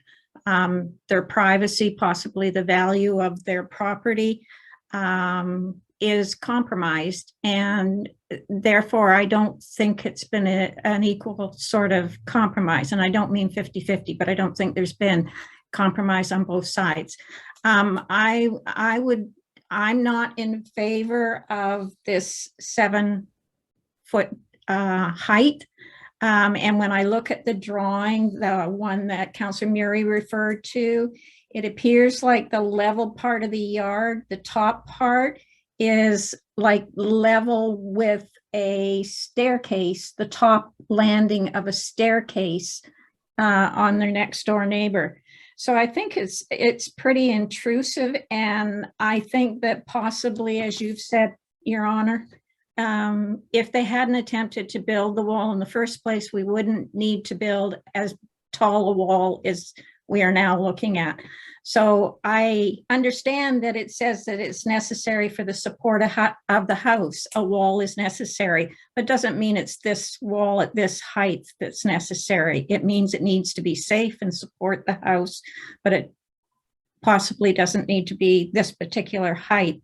So I'm not in favor of going forward with this, but I'm open to a variance at a lower height that will mitigate all the risks that are involved for the municipal land below and the neighbor beside, and perhaps not compromise the neighbor's property as much as this proposed wall does. Thank you. Councillor Forbes. I see no further speakers on the matter. The matter has been moved and seconded. I'm going to call the question. All those in favor? Contrary minded? Motion, permit is issued with Councillors Forbes and Murray opposed. Thank you very much, Council. The next item up for consideration this evening is item 8.7. This is the 2022 Community Service Grants. We have staff presentation. I see Ms. Atva here. Thank you very much, Your Worship. Good evening, members of council and community members, staff who are here today. I'm going to turn this over for a short intro by Erica Branson, our social planner. She's been working with the Community Services Advisory Committee quite diligently over the last number of months, and we'll walk you through this summary of the report. Thank you. Thank you, Ms. Atva. Can everybody hear me? Yes. Great. Good evening, Mayor and Council. This report recommends that Council approve a total budget of $344,493 in funding for community service grants this year. It includes 60 applicants that are recommended for 2022 and 46 that are in their second year of their 2-year funding cycle. It also includes a 10% COVID-19 top-up, which was introduced last year to help alleviate some of the financial impacts related to the pandemic. A few changes were made to the process this year. Applications were reviewed by 2 Community Service Advisory Committee members working together, and joint recommendations from the pair were presented to the entire committee for funding consideration. A weighted scorecard was introduced that helped committee members determine eligibility and provided comparative data on 12 criteria. These 12 criteria came from district policy and other supporting documents, and included information such as the number of residents served, active volunteer involvement, and assistance for vulnerable populations. Lastly, nonprofits were invited to make presentations to the entire committee this year, which gave members a chance to learn about the nonprofit sector and also reduced any burden imposed on the agency or executive directors. Overall feedback from the committee was very positive towards the changes, and they said that they enjoyed working in Paris and very much appreciated the simplicity of using a scorecard. The nonprofit sector contributes to the health and well-being in our community, and the sector is very diverse and which is shown by the scope of work provided by the applicants. They offer a variety of programs and services across the lifespan and range from very broad to very specific forms of support. Staff was directed earlier this year by Council to explore an increase in funding for several our grant programs. This work is underway, and we anticipate reporting back later this fall. The analysis will examine population growth and how this affects grant program budgets, and it will also incorporate some of the upcoming 2021 census data, including the income information that will be released later this month. Staff is also planning a broad assessment of community needs that will be based on engagement with our service providers. For now, the proposed 10% top-up provides some benefit for this year to help nonprofits manage current spikes in need related to the pandemic. Thank you, and I welcome any questions that you may have about the report. Thank you very much. Members of council, looking to you for your direction. Councillor Kern. Councillor Hanson, you have a motion, Councillor Kern? I'll move the staff recommendation to. Councillor Hanson, I have you second up. Will you be seconding the matter? Okay, thank you. Councillor Kern, your comments? Thank you to staff and all of the community partners who put forward this application. As someone who also works in the nonprofit, and I know how difficult it is to go through all of these applications. And so I appreciate the work of going through that, and with the members of our community who go through and spend time trying to decide where to contribute these funds. I'm sort of a common thread that I see through this, which is something that we know, is that COVID has not impacted people in the same way. And I think that comes through in a lot of what we're hearing from our providers. And so that there's some interesting feedback around the increase in food insecurity, especially in seniors in our community. That there was a statistic that was quite shocking. I'm not referencing it right now, but I think it was up to a third of adults over age 65 are food insecure in Canada. That's a pretty shocking statistic. And yeah, so I appreciate the work that goes into this. I am pleased to see the top up that I think was at council direction, and just all the work that goes into this. And I think that the majority of council did say that we would support additional funds as well. And I'm not sure if staff could comment on that, if this is the result of council direction, or if there's an opportunity to continue that conversation. Thank you very much, Councillor Curran through Mayor Little. Yes, the report mentions some of the work that's still underway with regards to a larger possible budget increase. This report does identify the 10% COVID increase that would be applied to all of the recommended grants subject to council's decision today. The work to look at a larger budget involves a number of steps. This includes firstly looking at our population and our growth. We've got some of that info from the census already. We'll be getting more information this month, starting with income data, for example. We will be working with our some of our stakeholders and tapping the committee again for insight around where the greatest need is.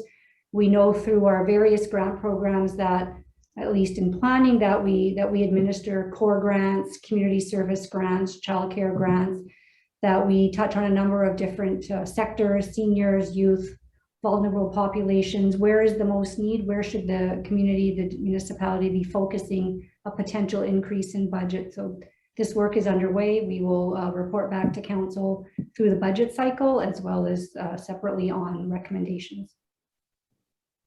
Thank you for that clarification. So today is the allocation with the 10% one-time COVID top-up, and then 2023 financial planning will be when we will look at increasing the funding for community service grants. I think that's accurate. Okay.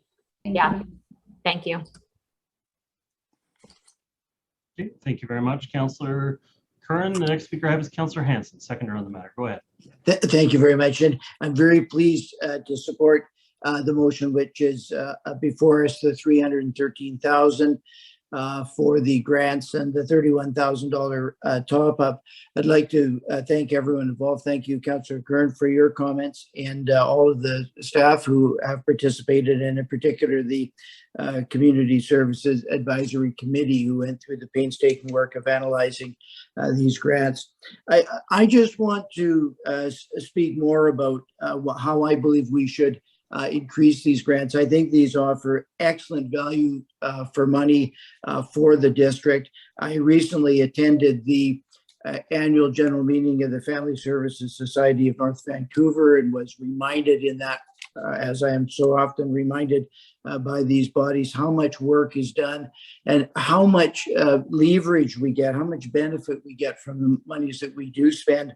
And I look at some of the reductions that were made with respect to the grant process in this case, and I've just picked 3 at random, and I don't want to minimize all of the others, but looking at the WAVA rape crisis, they put in a proposal for $10,000 and it was reduced to $6,400. If you think of what could be accomplished perhaps with the remaining $3,600, which is such a small sum of money in the whole scheme of our budget. Parkgate Community Services, Seniors Kitchen, a cause that all of us would be so committed to. Request for $3,500 gets trimmed back to $2,447. And I'll just pick one other, Hollyburn Family Services, Aboriginal Mental Health.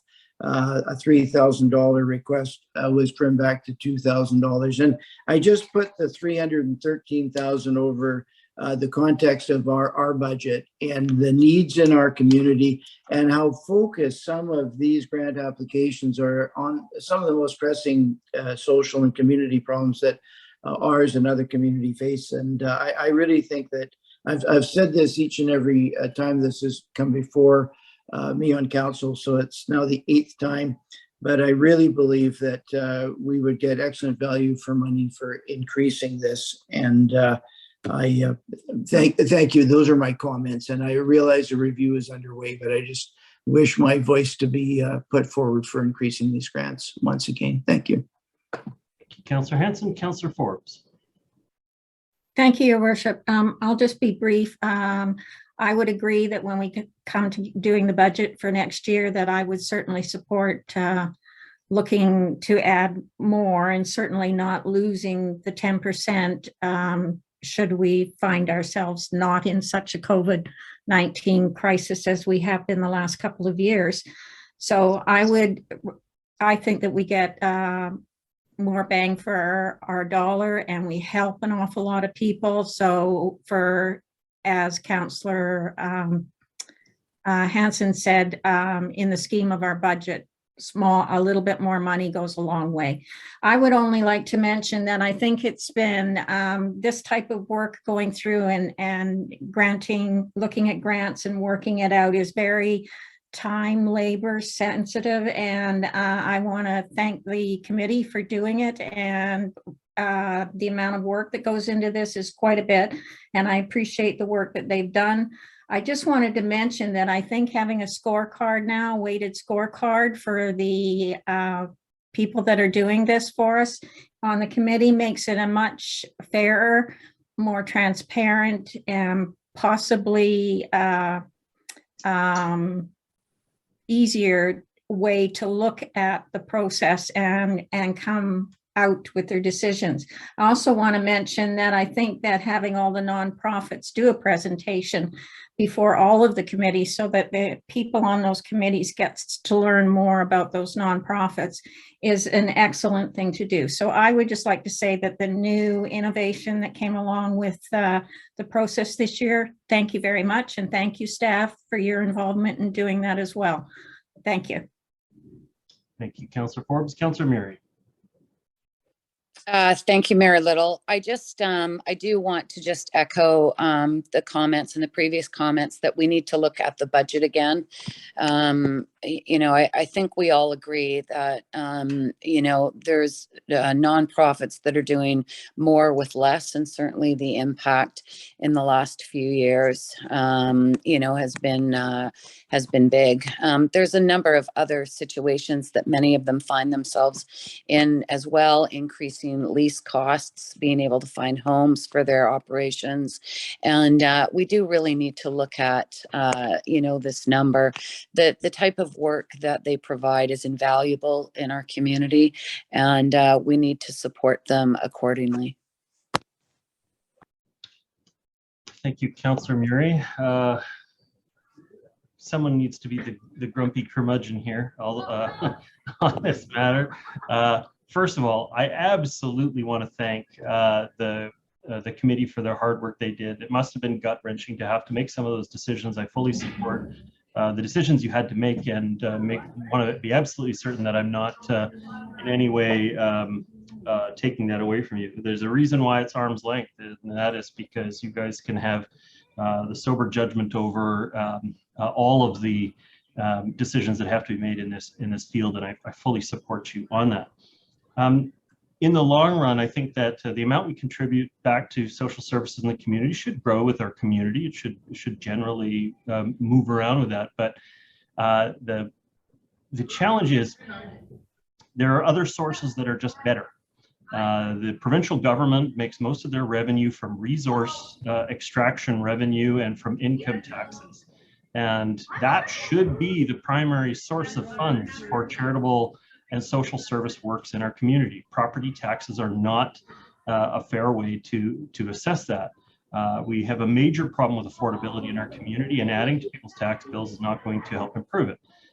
Whereas the provincial methods and mechanisms that they have to raise funds are more fair and equitable than the one hammer that we have as a municipality. Also, these organizations, many of them, and all of them would probably qualify for it, but that they have charitable numbers. They have the ability to fundraise and give out tax receipts.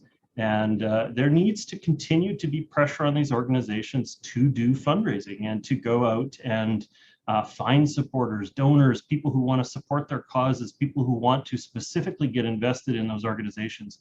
And when the government comes along, we deprive them of the ability to build those relationships in the community and build that legacy support from organizations. So while I do think that our overall support should fluctuate with the growth in our community to some degree, I'd be very cautious about us stepping into the role that the provincial government is obligated to provide, which is direct support for social services in our community.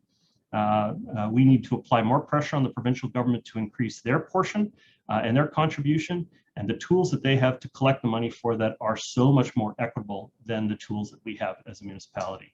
Again, to the group, to the volunteers around CSAC who've done this. I've never served on CSAC, but I know it must be a gut-wrenching decision you have to make when you have to say this legitimate organization who does amazing work in our community can't get their full grant.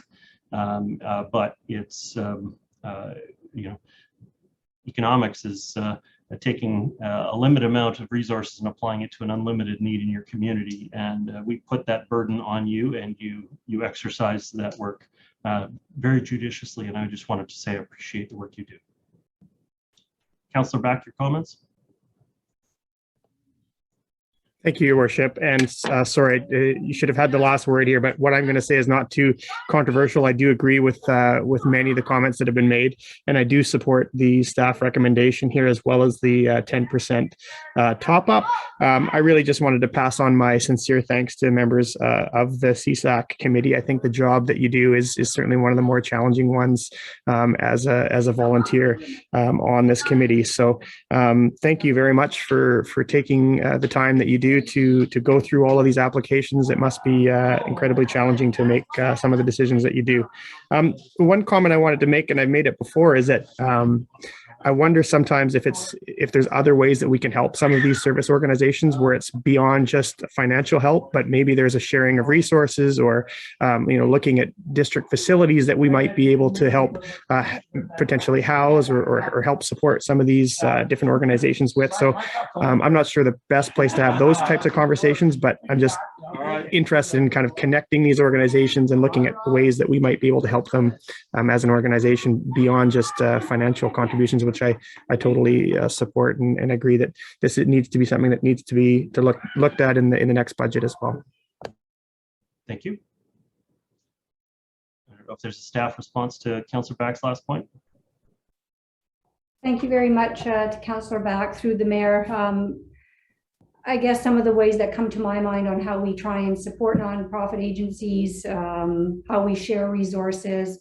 An example, the current work on poverty reduction strategy, which was at council for an information update last week, bringing the groups around the table for the task force there and trying to find ways to connect. So it isn't just the municipality taking action, but action that agencies themselves can do on that particular strategy. I think that is a very good point, and we will continue to look for that. And perhaps this is something we can integrate into the review process, stakeholder engagement that we'll be designing and carrying out this fall. Great. Thank you very much. Mr. Milburn, further comments? Thank you, Your Worship. Just to add to that discussion, I think Councillor Back raised an excellent point that it's not just grants that we provide support to, it's nominal rents or reduced rents to some organizations that have tenancies within district lands. And so that's part of the information gathering and coalescing that we're going to be bringing back to council, so council can see the full picture in terms of the support provided to organizations, not just the reduced rents I mentioned, but also support with building maintenance and other costs, as well as, of course, the direct grants. So there's lots of support there in the community, and we want council to see the full picture when we come back. Thank you. Thank you very much. Councillor Murray, your comments. I just have to push back on the curmudgeon a bit. And you knew I was going to get a redirect yeah, on this. Yeah, good. Because I think, your comments 10 years ago, I would have, let you have, you could have gotten away with them. But now, as you know, Mayor Little, to suggest that these organizations go out and do more, and I know you get this, we're living in a different world. It's harder to do more. It's hard for us to just get volunteers on our committee. It's hard for a lot of these organizations to find volunteers to support their work. There's more and more people wanting to access these services. There's more challenges in regards to finances and taxes, deliveries of, programs to support families, that need, meals, with gas prices going up. All of those things are impacted. So everything is connected. We are all connected in one way or another. And I think it's not just what we can do as far as a municipality in regards to reduced rents and, all of those things we do. It's what's impacting them and how they are having to squeeze, the last penny out. And they do it, incredibly, because they work hard and it's a commitment of passion that they do this work for. So yes, we need to push back to the provincial government. We need to be able to, live within the times and understand that everything is changing and things are costing more, and there's more challenges in having the people that do this work, many of it, on a volunteer basis. So I look forward to this discussion. It's a discussion that needs to happen on so many other levels, and I'll look forward to that when it comes back. Thank you, Councillor Murray. Fair ball. When I was the head of a nonprofit, I was in donor development for them, but the environment is very different now, and I know it's a challenge, but it's pressure's on all of us. Okay, I see no further speakers on the matter, so I'm going to call the question. All those in favor? Contrary minded? Motion carries. Thank you very much. Okay, just as we go into the next item 8.8, a reminder that item 8.11 is coming up, and if council members have an opportunity to open the council package from the June 27th meeting, it is item 8.9 on the June 27th meeting, the last item that we did not get to address at the end of that meeting. That is the report we're going to be discussing at 8.11. But at this point, 8.8, we have the 2022 childcare grants. Again, I see Ms. Atva first.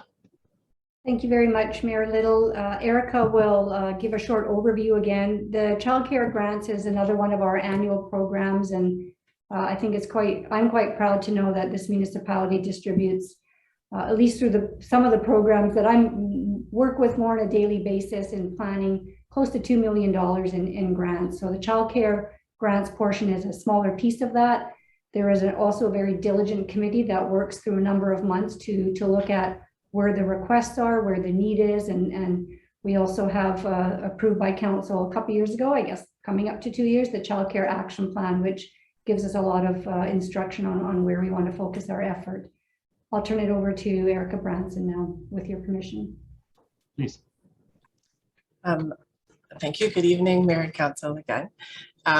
There are 19 applications that are recommended for childcare grants this year, totaling $57,544. There are also 3 additional requests from agencies to carry unspent funds from 2021, totaling $7,075 that are being recommended.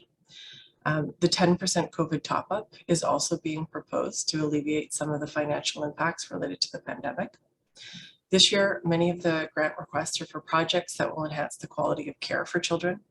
Several centers want to make improvements to their outdoor play space, and some have requested funds to purchase additional equipment, such as a fridge or a toilet that will improve space function, or in one case, allow them to increase their licensing capacity. A few requests are for staff wages that are linked to very specific roles. For example, a center that has a programmer that's focused on the middle years because they recognize the diversity amongst the needs of kindergartners all the way to preteens. And then there are also a couple of requests for funds to provide workshop for parents. The three agencies that have requested to carry over funds are for child minding services, while parents receive supports or attend group sessions. Each of these agencies has now returned to in-person programming and will be using the funds to resume their child minding. So thank you, and I welcome any questions regarding the report. Council, looking for your direction. Is there a mover?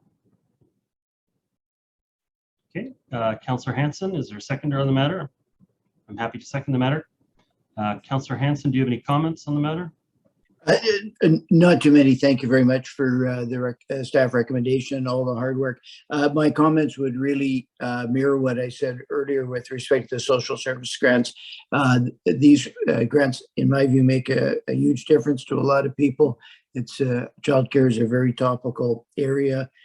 Very pressing need in our community, and I frankly think we could go farther than $57,544 given the resources we have to bring to bear. Thank you very much. Thank you very much, and I'll be seconding the matter. I did have a question. Ms. Branson, do you have a sense for how the childcare industry is adjusting to people only working from home or from work a mixed number of days, not necessarily 5 straight days, which I understand that lots of the childcare places were really built around having consistent students or clients 5 days a week. And now you may have a family that only needs coverage, 3 days a week or 4 days a week. How's that going to be accommodated in childcare services in our community? Thank you, through your worship. I think that a lot of parents are still, even if you're working remotely, are still requiring that consistent routine for childcare. So I think what we're seeing is, parents, if they have a flexible work schedule, they would still have their kids in, if they're in before and after school care, or preschoolers that would be attending sort of the full days. I think having flexible hours for folks who are working in shift work still continues to be a bit of a challenge for us. I think a lot of the childcare providers, just recruiting staff is easier to recruit staff to work the traditional sort of business hours, Monday to Friday. So finding those for coming in earlier or extending or weekends still continues to be a little bit of a challenge. But I think that the shift to sort of more flexible schedules where individuals are working remotely and in an office or in their place hasn't had as much of an influence on parents requiring less childcare because they're working remotely. The kids would be consistently still requiring the same amount of childcare. No, it's interesting. I had heard a few parents say that they were having trouble trying to find part-time daycare, and it really isn't the way our system is set up. Our system is set up largely for full-time daycare, but I get it that if you are genuinely working from home, you probably still need the childcare in many cases. But new people coming into the workplace, particularly people returning from maternity and others who may come back in a graduated return to work or something, being able to find part-time childcare commitment spaces is is still a challenge, I guess, and that's and also shift work, as you mentioned. I think I hadn't heard that before, but that makes obvious sense. So happy to support it. Again, I think it's a modest amount of money for the amount of good that it does in the community. So I'll be supporting the recommendation. Are there any other speakers from council? Seeing none, I'm going to call the question on the motion. All those in favor? Contrary? Aye. Motion carries. Thank you very much. Moving on to item 8.9, this is utilizing district-owned land for rental, social, and affordable housing. What we heard, and so we have some members of staff here present for this. I know Josh Cairns, you've got the report. Is somebody going to be introducing the matter? Ms. Atfa? Thank you very much, Your Worship. Yes, Josh Cairns will give us an overview. This item is coming back after engagement that council authorized, and when we did this through a couple of the months in the spring. Quite happy to have gotten out there. Planners love to get out and hear and speak to people, and happy to have one of the first open houses, in-person open houses in a while. Another aspect that I think the district can be quite proud of is the fact that we do look carefully at our land and the precious land that we own, and how we can use that to support affordable housing. This item was, some time in the making, I'll say, in terms of having a really open public discussion around how and where to use and where to focus next. Council gave direction to staff to look at the two sites that Josh Cairns will walk you through briefly now. What we heard, and the attachment in the report provides more detail. Thank you very much. With your permission, I'll turn it over to Josh. Thank you, Ms. Atfa. Good evening, Your Worship and members of council. As Ms. Atfa mentioned, on December 13th, 2021, council directed staff to engage with the community on some conceptual development scenarios that would support affordable housing on 2 district sites in the future. You'll recall those are 900 St. Denis Avenue, currently occupied by the Fire Training Center, and we have the southeast corner of Mountain Highway and Hunter Street. A public engagement plan that outlined our planned approach was presented to council at the regular meeting on March 21st, 2022. An engagement ultimately spanned a pretty significant 5-week period stretching through April and May this spring. During this time, staff heard from different members of the community through a pretty diverse range of events. This included online as well as in-person open houses, which were our first since the pandemic, along with stakeholder meetings and in-person pop-ups, which were more informal engagement activities located near the sites to really interact with people that were already in that area. In total, there were more than 500 touch points or interactions with members of the community across these events, and more than 700 people visited the project webpage to also learn about the work underway. Through the engagement, we heard several key themes in the feedback, including overall very strong support for using both the sites for affordable housing in the future, and also support for higher density options in order to maximize the number of affordable units that could be put on these sites. This includes a preference for 4-story apartment buildings on 900 St. Denis Avenue, and up to a 25-story high-rise building on the corner of Mountain Highway and Hunter Street. Overall, feedback from those we heard from during engagement was quite positive, and a detailed summary of what we heard is provided in attachment 1 of tonight's report to council. Results from the public engagement will be used to inform the future vision for these sites, and these results will be considered along with some additional analysis, consultation with potential nonprofit housing providers, as well as council input to help determine potential implementation items. This will be brought back to council for consideration later this year or by early 2023. Thank you for your time, and staff are happy to answer any questions. Council, is there anyone that wishes to move receipt? Councillor Bond? Seconder? Oh, go ahead, speaking, Councillor Bond. Okay, did we get a seconder, Councillor Hanson? I'll second. Okay. Yeah, thank you to staff. Yeah, I will move the recommendation on this report. I don't have any specific questions about the report. I think I did see some staff out at Sealand Park during one of the pop-ups, and so I'll just have a few general comments and reflections on the information that's been presented. As Mr. Kearns mentioned, I think that the engagement here does show strong support in the community for using both these sites to provide affordable homes for people in the district, and as well looking at the options to provide as many affordable homes as possible on these two sites. I think that those were two key themes that really struck out to or stood out to me in reading the report.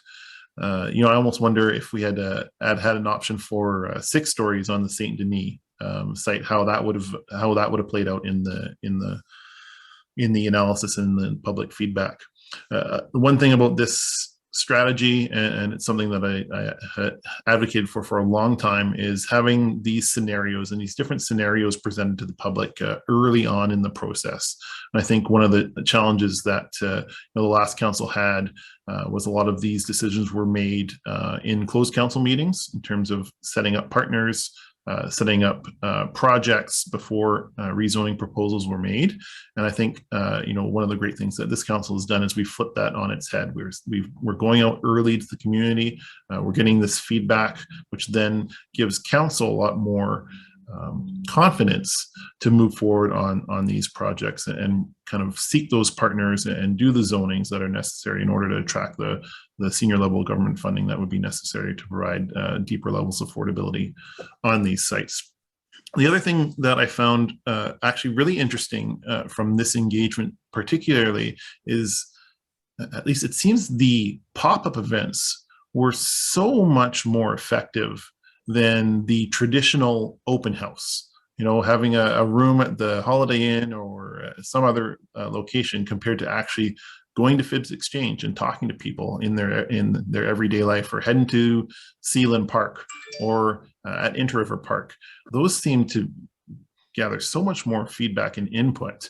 Obviously not as detailed as a written survey online, but I think those types of events, now that we're doing more of them, I think that really pays off, and it really reaches a different demographic and a different group of people than would attend a traditional open house or even go online and fill out a online survey or participate in one of the virtual events. So I think that's something, in seeing this, the detail that's been put into this engagement report, is, from my perspective, that would be something that we continue and probably even do more of. I think it's a really good investment of our staff's time to get out in the community, to be at Phibbs Exchange or at where people are, at the, you know, whether it's at Stong's or at a grocery store, talking to people about these important community issues. So I really appreciate the effort on that. And I guess the one question I would have for staff is what's next? So we've got this report, we've got support from the community for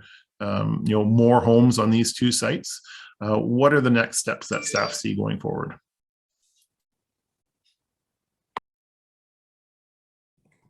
Thank you, Councillor Bond, through your worship.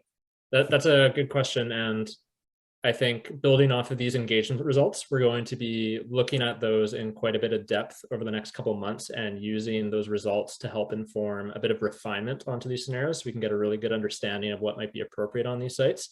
And we're going to combine that with some additional technical analysis to really get a sense of what's feasible, the constraints on the sites. And through that work, we'll be able to bring a little bit more of a in-depth discussion with council to figure out exactly what implementation might look like. One of the things to our benefit right now, as you mentioned, is we're doing this early in the game.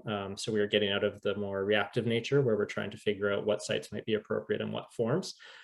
Since these sites are occupied right now, we do have the luxury of time on our side to have a bit more of these detailed discussions and figure out something that really works well and aligns with council's vision as well. Mr. Milburn, you have additional comments? Thank you, Worship. Just wanted to add to Josh's comments with respect to the land use and form of character and tenure mix, all these kinds of planning discussions. In addition to that, we'd be looking at continuing conversations with our major funding partners, such as BC Housing, possibly looking at updating our memorandum of understanding with BC Housing, as well as other nonprofit housing providers, to keep them engaged and involved, so that when we come back to council with further advice on the land use and development, we also will be able to come back with some advice on potential partnerships, potential funding sources, and what those high-level costs might be and options might be for council to consider when looking at exploring development of these sites. as we are traditionally land wealthy in the sense that we have lands that can be brought to bear and brought into the process, but often don't necessarily have the capital dollars to construct or operate these units, and we do rely on working with our partners. So we'll be coming back with more advice to council on options as we go forward, likely later in the fall or early in 2023, all at council's direction. Thank you, Worship. Thanks. And I think one of the important things that I would like to see is that even that technical and that financial analysis should also be done in the public. I think having, we're kind of have a direction for form perhaps, but I think when we talk about unit mix, levels of affordability, and potential partnerships in terms of whether we have market, a mix of market and non-market, those should also be scenarios that are discussed in public as well. So I'll end my comments there for the first round. Okay, thank you very much. And for my own comments, very limited. I agree with much of what Councillor Vaughn said there. The only thing I will say is pop-ups in addition to some of the traditional locations, because I've attended the ones at the Atrium and recently that were attached to the Lynn Valley Library. And you capture, the great thing about a location like that, a civic location like that, is that you can both tell people to go there and you can capture people in and about their daily lives around there. It's hard to tell residents, okay, go and stand in Phibbs Exchange from 2 o'clock till 4 o'clock. If you go through there, you might get it. Some of those pop-up destinations are really to grab another group, but having those sort of consistent, grounded neighborhood spaces, like I love Lynn Valley Plaza as a spot for consultation, that helps grab another demographic as well. So in addition to the pop-ups. Councillor Kern, your comments. Thank you. And if it matters, I was the seconder, which is fine, but you might need that for your, so yeah, I just wanted to thank Councillor Vaughn for bringing forward the report that put this into motion. I think it's a really good process for us to have. I was pleased to see the way, the level of engagement and also the type of engagement. And I agree, it's not an or, it's an and. We can do in different locations, but I think that it was important to meet people more where they are. I did have one question for staff about specifically reaching out to some of our partners. One group that is always left behind in the housing conversation is people with disabilities. And I know that need is acute. And I just wondered if there was outreach separately to some of our partners who support people in our community with disabilities specifically. Thank you, Councillor Karen, through your worship. Yes, absolutely. So we're building off of some of the momentum that we got from the targeted OCP review, where we started to build some networks with these groups and start to have some of those conversations. So we use those same channels to distribute with social service providers in the district to basically invite them to participate in the event.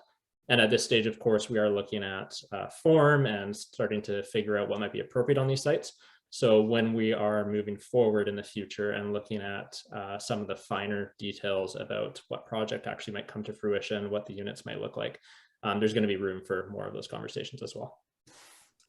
Thank you for that. Yeah, I think as much as we can do, just echoing also what Councillor Braun was saying about doing it transparently. I know for me as someone new, it was very enlightening to learn about the trade-offs between different densities, different mixes, different locations, and then the cost of those units and how that aligns with certain income levels.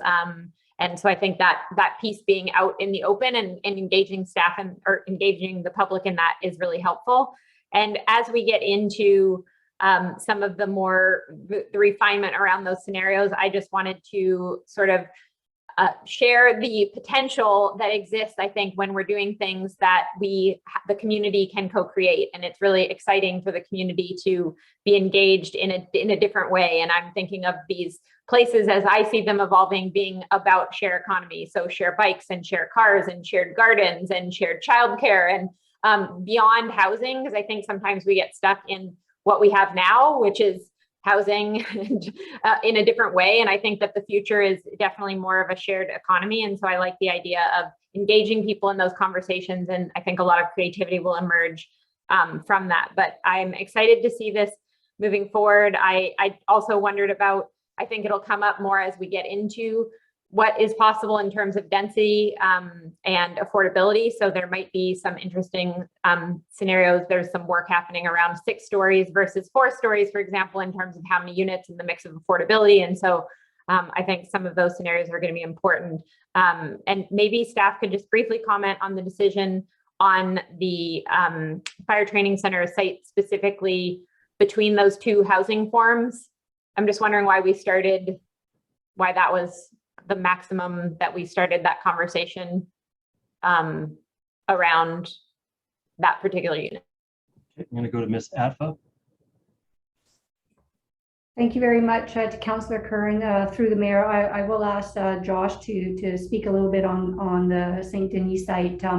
We were essentially, though, guided by the OCP and what was possible under the OCP without any change as the first scenario. And the second scenario was a small base or small additional density. If I could just make a quick comment about reaching out to other groups. We did have a number of small virtual meetings with a number of groups. It shows on page 12 of the report, or page 2 or page 612, the BC Nonprofit Housing Association, Habitat for Humanity, a couple others. So we did put out that invitation quite broadly, and we spoke with the 4 that are listed here. As Mr. Kern said, we certainly want to build on that, and if there are groups that we ought to reach out specifically, then definitely we'll want to do that, and we'll do that going forward. Thank you. Yeah, I guess my last comment is just that location. Oh, sorry. Mr. Cairns, were you going to add more comments about the St. Denis site? Yeah, thank you for your worship. No problem. Yes, as Ms. Appa had indicated, so we had our base case, which is really what had been identified under existing policy direction, or where that policy direction wasn't existing, really a neighborhood or contextual fit. And that led us to townhouses, trying to look at more of the family-oriented housing as our scenario 1. For the second scenario, we also try to keep a similar methodology of an additional 2 to 3 stories. The reason we ultimately decided to test out the 4-story form was for a few reasons. One of them is due to the water table on that site. It does pose challenges with providing underground parking, and we figured with relaxations, we could still accommodate that within 1 level of underground parking, which should be fine. Anything beyond that, even with relaxations, we do get into some potential challenges with the water table. In addition, due to the scale of that site, even just at the western portion of it, the 4-story form was really able to provide an optimal number of units that housing providers typically do find as being very feasible for managing. So it kind of seemed like a sweet spot to test out. But with that said, the important thing is, of course, they're just conceptual scenarios, and it was to help the public understand some of the trade-offs between these different forms as a starting point. And through the feedback, we did hear quite a diverse range of opinions, support for the 4-story, but also looking at mixes of 4 stories in townhouses, 6-story forms. So there's a lot of feedback for us to go through there. But hopefully that answers your question. And Ms. Atfa, you had a further response? No, I'm good. Thank you. Okay, thank you. Councillor Kern, back to you. Yeah, thank you for that. No, that makes a lot of sense, and with the water table. But since we're going to have all these share bikes and share cars, like we're just, we're not going to worry about that. But I do appreciate that. And the last thing I just wanted to add in is that in that community, as it starts to develop, some of the improvements around the cycling infrastructure and access to Mountain Highway has really changed the way that you can move around there. And I think the like access to the creek, it is really a lovely community. And so I think it's exciting that it looks like a lot of people who are engaged in it were in that community, the majority of people. So I think that's cool that they're helping to shape the community that, we're all part of the community, but the people who live more in that area, I think were some of the highest respondents, which makes sense because of where the pop-ups were. But yeah, I think they'll have lots of good ideas as this moves forward. Thanks. Councillor Beck. Thank you, Your Worship. I just wanted to say I share the sentiment that of my colleagues tonight and the enthusiasm for this report.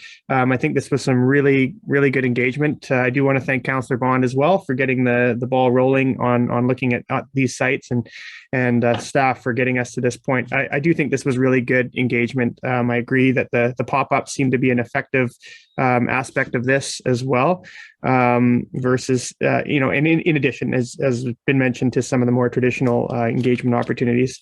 I just wanted to comment on the fire hall site in particular, and one of the top three sort of themes that came up for other uses on the site was commercial space. And I just wondered if there was any specific types of commercial uses that were identified in some of those comments. Thinking to some of the nonprofits and social service agencies, and thinking, maybe there's a fit there to provide some sort of commercial space. But I just wondered if there was any specific types of commercial uses that came up. Mr. Cairns? Through your worship. I believe, given the nature of the engagement and opportunities to provide feedback, and really with an emphasis on form at this point, there wasn't a lot of opportunity to go into in-depth of all the different types of uses we could accommodate, beyond, however, of course, indicating that there'd be an expectation that this site would, of course, provide a mix of uses to help contribute to a really livable community and help fill that need.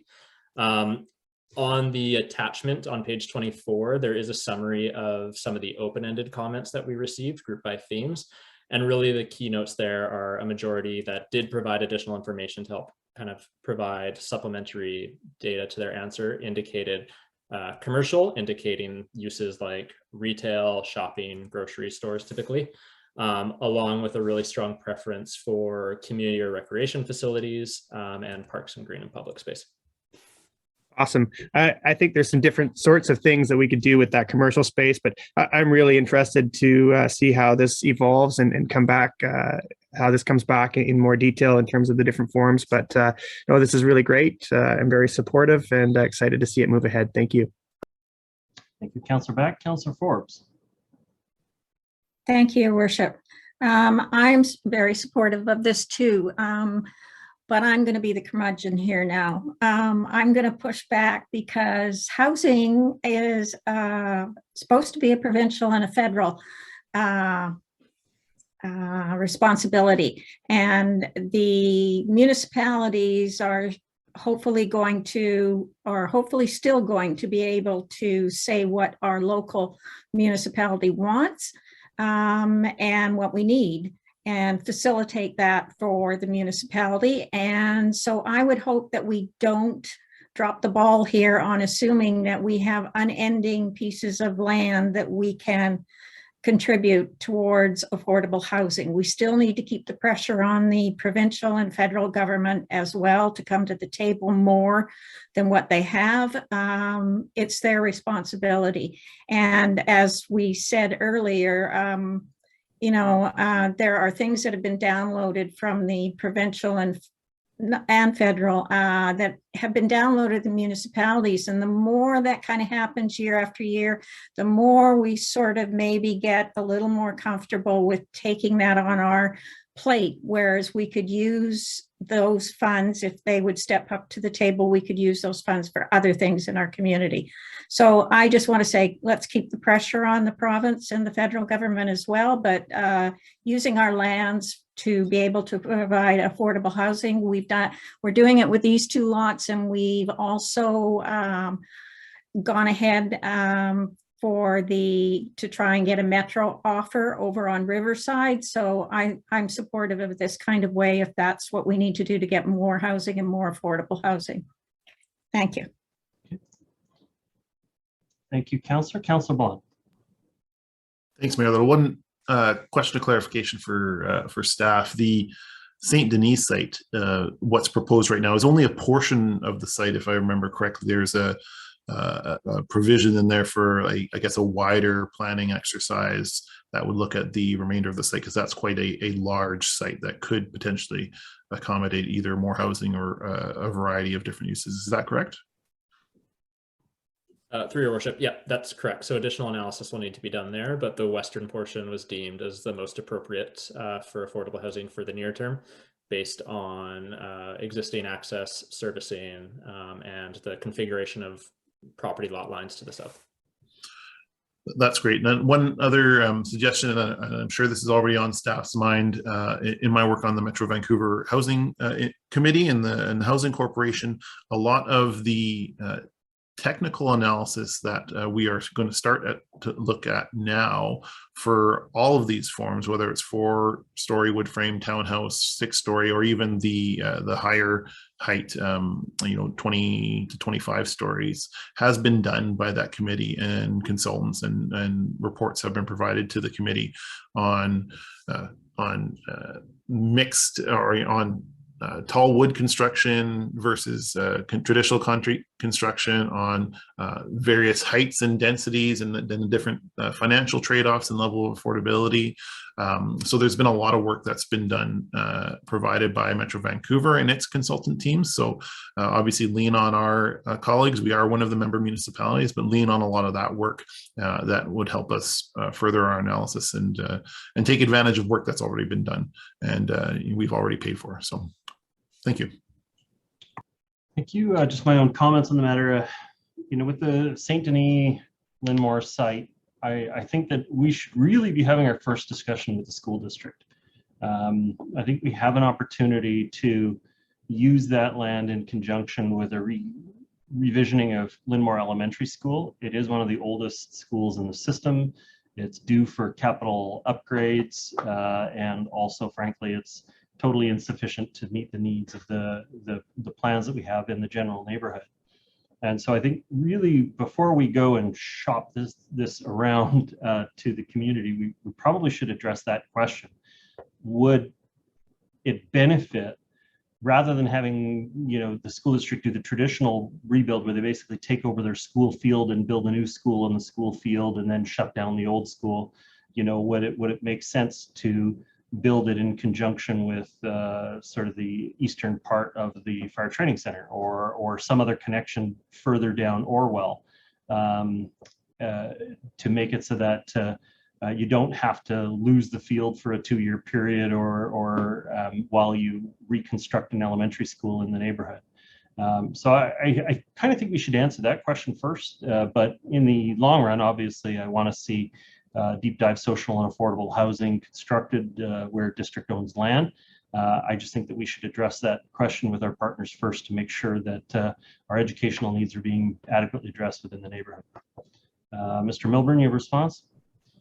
Thank you, Worship. We've had some introductory, or I guess I could describe them as preliminary conversations with the school district. We do meet regularly with them as part of their capital planning committee to look at the redevelopment of schools, seismic upgrades, as well as new school needs. And so, as I say, we've had preliminary conversations, and we think we need, as you suggested, have some detailed conversations about this catchment, which is a bit of an odd shape, including Linmore, Lynn Creek, and Maplewood, and about the future growth in these areas and the impact that might have to school needs. So the answer is yes, we will be following up with the school district as you suggested.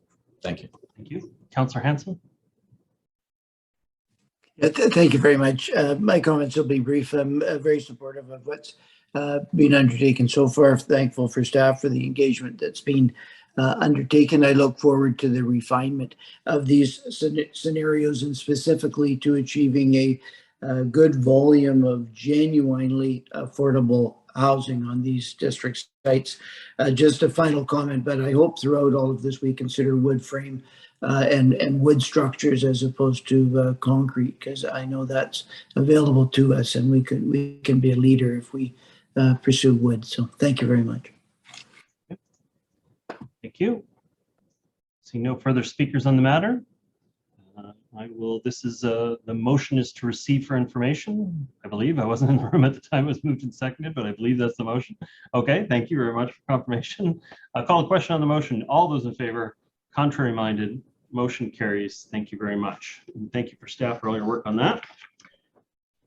that. Next up, we have item 810. This is climate action policy update, climate ready rezoning policy for new Part 3 buildings. And just checking in, we have Ms. Jackson, Mr. Wright. I'm going to go to Carolyn Jackson for your comments first. Thank you, Your Worship. We do have a short presentation. I don't know if you'd like to hear it. It's about 9 slides or so, or... Yes, please. Okay, I'm going to turn it over to Mr. Wright then to provide the presentation. Thank you.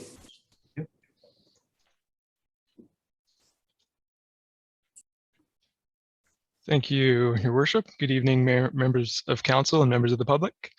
I have a brief presentation on the proposed climate-ready rezoning policy that would apply to new Part 3 buildings as defined by the BC Building Code. These Part 3 buildings would include large multifamily, industrial, commercial, and institutional buildings as outlined in the report.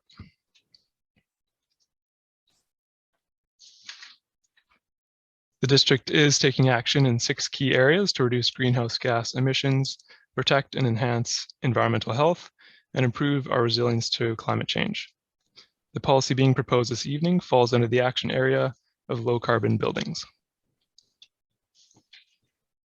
The OCP action plan and previous council resolutions highlight the need to address embodied carbon in new buildings, the emissions associated with the construction materials like concrete and insulation that can make up a significant proportion of the overall carbon footprint of a building. The climate change adaptation strategy provides direction to strengthen building policies to consider climate change, including from heat waves and extreme weather events. As a summary, the proposed approach would help address 3 key challenges related to new buildings, including embodied emissions, extreme heat, and indoor air quality from wildfire and traffic-related air pollution. To account for embodied emissions in new buildings, under the proposed policy, rezoning applications would provide an embodied emissions report that discloses the greenhouse gas emissions of construction materials and includes measures to reduce embodied emissions, such as using lower carbon materials or design approaches. To address overheating in buildings, rezoning applications would include mechanical cooling for all new multifamily residential units, as well as passive cooling design measures, for example, shading devices installed in the exterior of proposed buildings. And to help address indoor air quality impacted from wildfire smoke or traffic-related air pollution, applications would include an air filtration system that meets or exceeds minimum performance levels that are consistent with industry best practices. Feedback received from industry stakeholders to date was generally supportive and included a preference for exempting in-stream development applications, which has been incorporated into the proposed policy. The district also received input from staff from other municipalities and organizations such as North Shore Emergency Management, Vancouver Coastal Health, and BC Housing. And the proposed approach is aligned with similar policies being considered in the region. That's the end of my presentation. Thank you for your time and happy to answer any questions. Okay, council, looking for your response. I'll move the staff recommendation. Moved by Councillor Kern. Is there a seconder on the matter? I'll second, Your Worship. Councillor Back. Councillor Kern, your comments. Thank you, staff, for bringing this very important policy forward. I think that this has always been considered the blind spot of the building industry, and is something that we have been addressing both on our municipal buildings and now looking towards other Part 3 buildings in the future. Of course, we hope it will include Part 9 and all buildings, but I understand some of the limitations at this point in time. Yeah, this is something that we need to do. We don't, I think it's something that will make us one of the leaders in this space. And I would be happy to have staff comment on that, but I'm only aware really of Vancouver.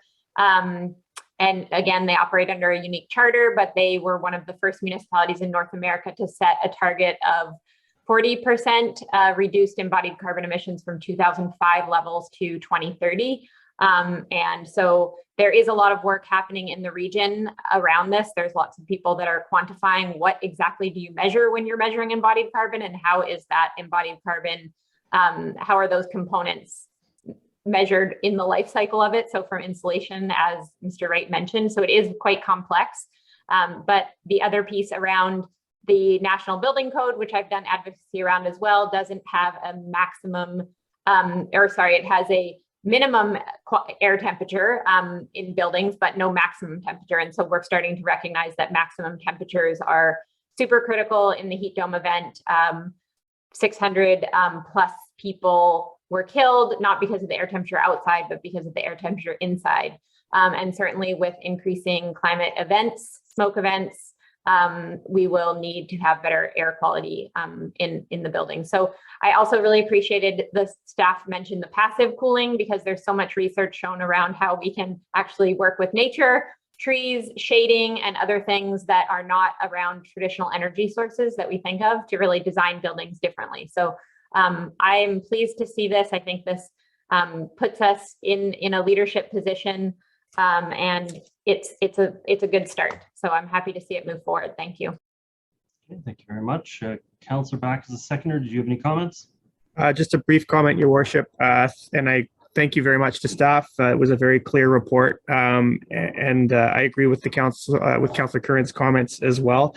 I think these three things: embodied emissions, air quality, and cooling, are so important to consider as we look to the future and try and prepare our community for the impacts of climate change.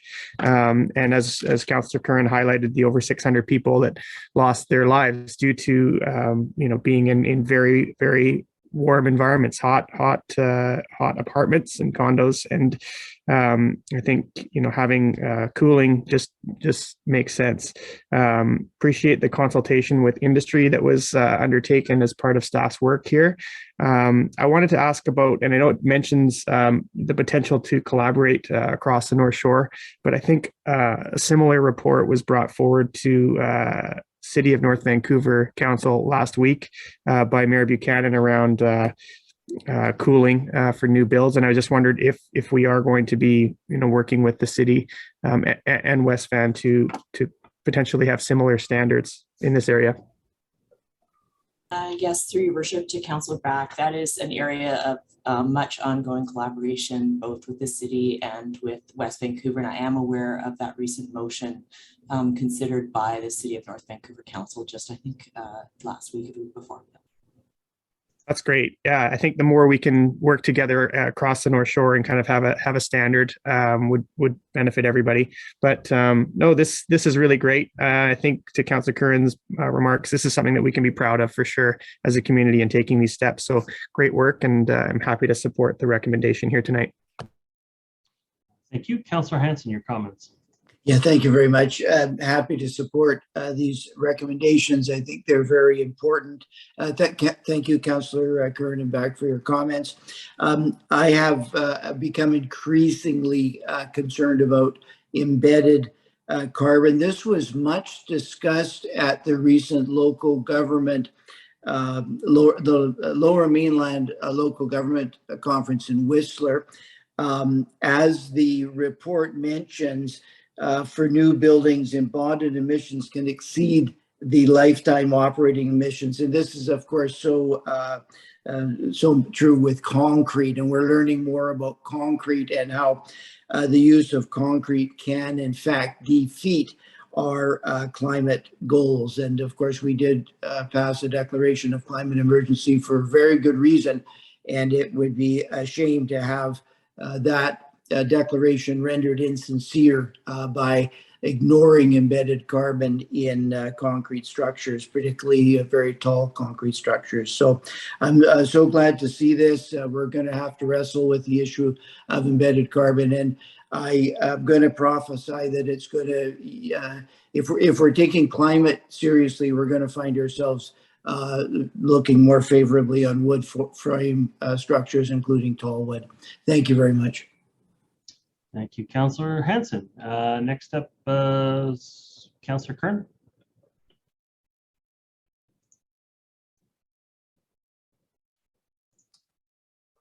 I just completely lost my train of thought. Oh, I remember. I just wanted to ask staff if, as this is the first step for applicants to report on, which is important so that we have a baseline, where will the next steps be in terms of setting reduction targets as we look forward. Vancouver and a couple places around the world have also set those, and frankly, none of them can actually tell you exactly how they're going to do it. So I'm not looking to staff to say this is exactly how we're going to do that, but I think to Councillor Hansen's point, you know, it really is looking at the entirety of emissions and through the life cycle, and that includes land use planning, and that's something that I keep talking about, is looking at the system in terms of transportation, roads. It's not just looking at one building, although it is important to also look at the construction of the buildings. And there's some interesting data around mass timber, when it accounts for soil. Like, there's lots of things to look at when we're doing these comparisons. So I would caution council to be very to appreciate the nuance that exists in this, and there's a lot of emergent science around this. But I wonder if staff could just give an update about what potential they see as next steps to actually set a target. How does this align with SEEP, which is 45%, which largely was operating. We don't have an embodied strategy yet, or consumption-based emissions, but I wondered if you could just speak briefly about consumption-based emissions more broadly, and then how we see setting actual reduction targets for embodied carbon in all construction. Certainly there's some places around the world that no longer allow basements anywhere, for example. So it's definitely an emerging field. Yeah, through your worship to Councillor Curran, I think you used the right terminology when you coined it as an emerging field, and it is certainly, we're taking a good first step here in terms of accounting for it, because it's not something that's been done before. It hasn't been accounted for. We really just focus on the operational carbon, and we call, you know, zero carbon buildings based on really the operating emissions, but we really need to look beyond that and start looking at the embodied carbon, and really what this policy is intended to do is to set a bit of a framework and a bit of a process for beginning to actually account for those emissions, so that down the road, as we review the implementation and look at what's coming forward, we can look at then contemplating limits and targets at that point. And we will be monitoring the implementation of this policy and reporting back to council in that regard. Thank you. Thank you very much. Councillor Forbes. Thank you, Your Worship. I had a question for staff. We're talking about the measurement of these embodied carbons. Could you give a little bit of information about how you go about doing that measurement, and have we done that for all of our facilities? Mr. Wright? Sure. Did you want to go ahead? I could. No. Yeah. So thank you, Your Worship, or thank you, Councillor, through Your Worship. We did do an embodied carbon report for one of our facilities to see how that process went. And also, there are a variety of online tools and resources and agencies that help support this work. I think part of that will probably be put in the guidance document that we have for applicants. And so we're hoping to have consistent guidance in the region with the City of Vancouver for calculated embodied emissions. And there are resources and tools available online to support that. Typically, it's an energy consulting firm that would put together the report, and they would quantify the different materials involved, like insulation, concrete, and so on, and there'd be a value for carbon for each of those materials. So you'd end up with a value for all the materials. Thank you. You mentioned that we've done it for one of our facilities. How do we do it for all of our facilities? Because we want to be the leaders in this. We should be doing it for our own buildings. Yeah, thank you, Your Worship, to Councillor Forbes. It's definitely something that we're actively working with our facilities group around. There's a lot of enthusiasm around demonstrating leadership through our own facilities, and it's something that we do intend to do going forward. Okay, we'll have to put it on the agenda for the next year going forward here to try and move that up. Just one other thing. You've mentioned that you spoke with a lot of the stakeholders. Just curious, you said you had general positive feedback from them, but just curious what kind of timeline, are they like this is coming up as of August of this year, August 1 of this year, with a 2-year window. If they've already got something going by basically in 3 weeks, 2 weeks. So I just wonder why there was, I mean, I understand the immediacy of taking action, but I just wonder how they felt about that timeline, if that was a little bit quick for them, if they were fine with it. What were their comments back? Mr. Cairns? Or sorry, Mr. Wright? Thank you. Yeah, so we didn't hear too many comments against the timeline. The one piece of feedback that we did receive was to provide exemptions for in-stream development applications. So we did provide that 2-year window. One other note is that the City of Vancouver has had embodied carbon reporting requirements since 2017. So I think that was helpful. So there is some familiarity in the industry. So it wasn't kind of a brand new policy approach. Okay, thank you very much. Great. Okay, thank you very much, Councillor Forbes. I see no further speakers at this time. Call a question on the motion. All those in favor? Contrary minded? Motion carries. Thank you very much. Okay, the last item up for discussion tonight is the return from the June 27th meeting of Council of the item 8.9 on that meeting will be 8.11 tonight. So councillors, in case you're looking for it, it is on the agenda from the June 27th meeting at the tail end, about page 383, when it picks up. Councillor Curran, this is your report. If you want to introduce the matter. I'll move my recommendation. Yep. Thank you. Is there a seconder on the recommendation? I'll second. Seconded by Councillor Back. Councillor Curran, your comments? Thank you. This is something I've been working on for a couple years, actually. So I'm excited to see it make it this far. In 2014, just a little bit of context, the district became a signatory to the North Shore Community Food Charter. And we then delegated the responsibility for advancing the food charter commitments to North Shore Table Matters, who's a community partner. And in order to continue to advance this critical work, which I think is made more the urgency around transforming our food systems is more acute than ever, that the North Shore Table Matters team has made these recommendations that are the 3 recommendations that I've shared.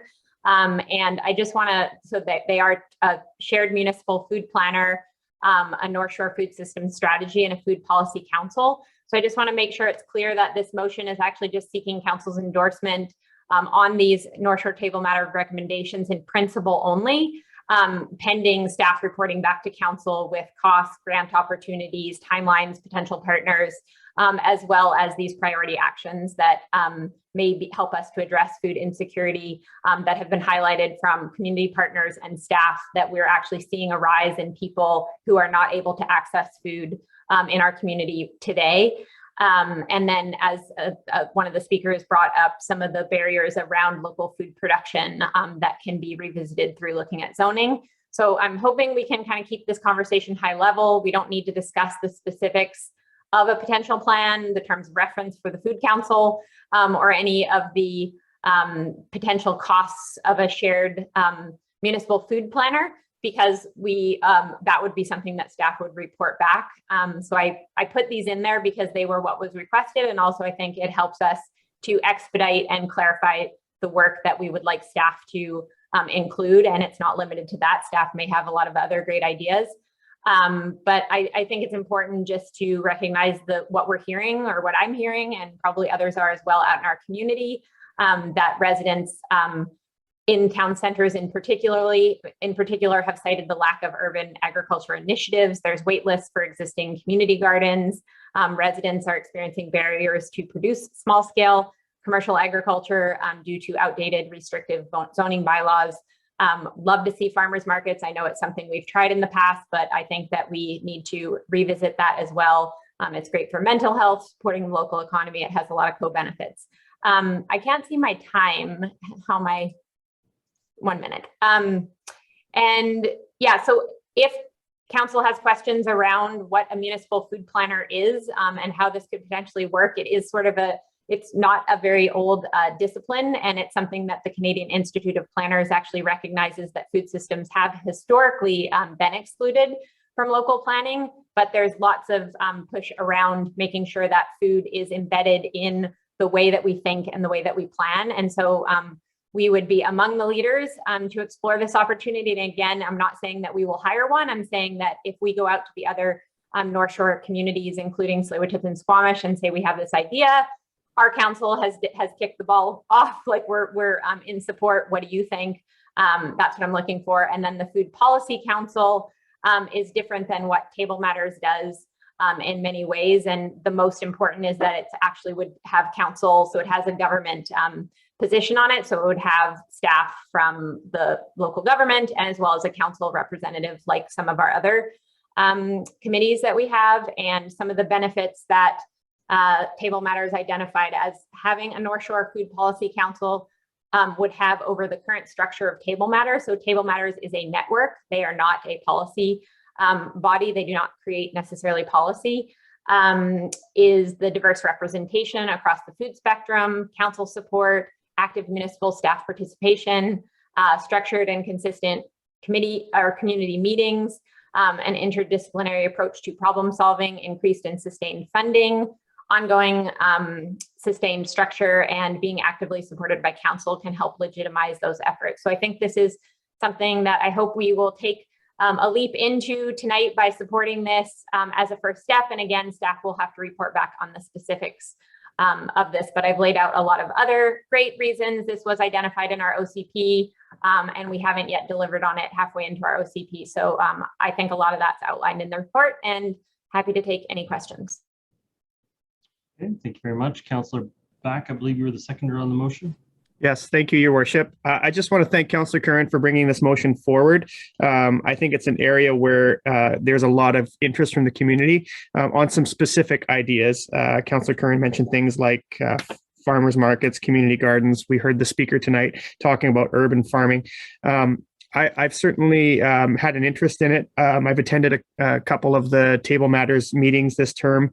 I've also met individually with councillors in the city of North Van and West Van to try and move forward on some food, excess food sharing, because sometimes the problem is not so much access to food from the food banks and other organizations, grocery stores. It's getting it out to people that need it. And so I like the fact that this report is kind of all encompassing and could really address a number of these different concerns. I also really like that it is looking at working with the other two municipalities on the North Shore as well as the First Nations. I think that's really what's needed, is that we all kind of look at this issue together and share resources where we can. So I'm very supportive of it, and I'm glad that it's been brought forward. So I'm glad to support it tonight. Thank you very much. I see Councillor Murray.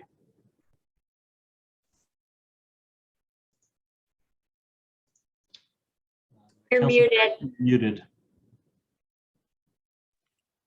Sorry, I'm on my phone. So I have no problem with staff reporting back in regards to, some of the low-hanging fruit, pardon the pun, in regards to how we can remove some of those barriers. We have over the years put community gardens in, and certainly we had a garden down in Lower Lynn. Dykoff was there for many years, selling vegetables and plants on their property.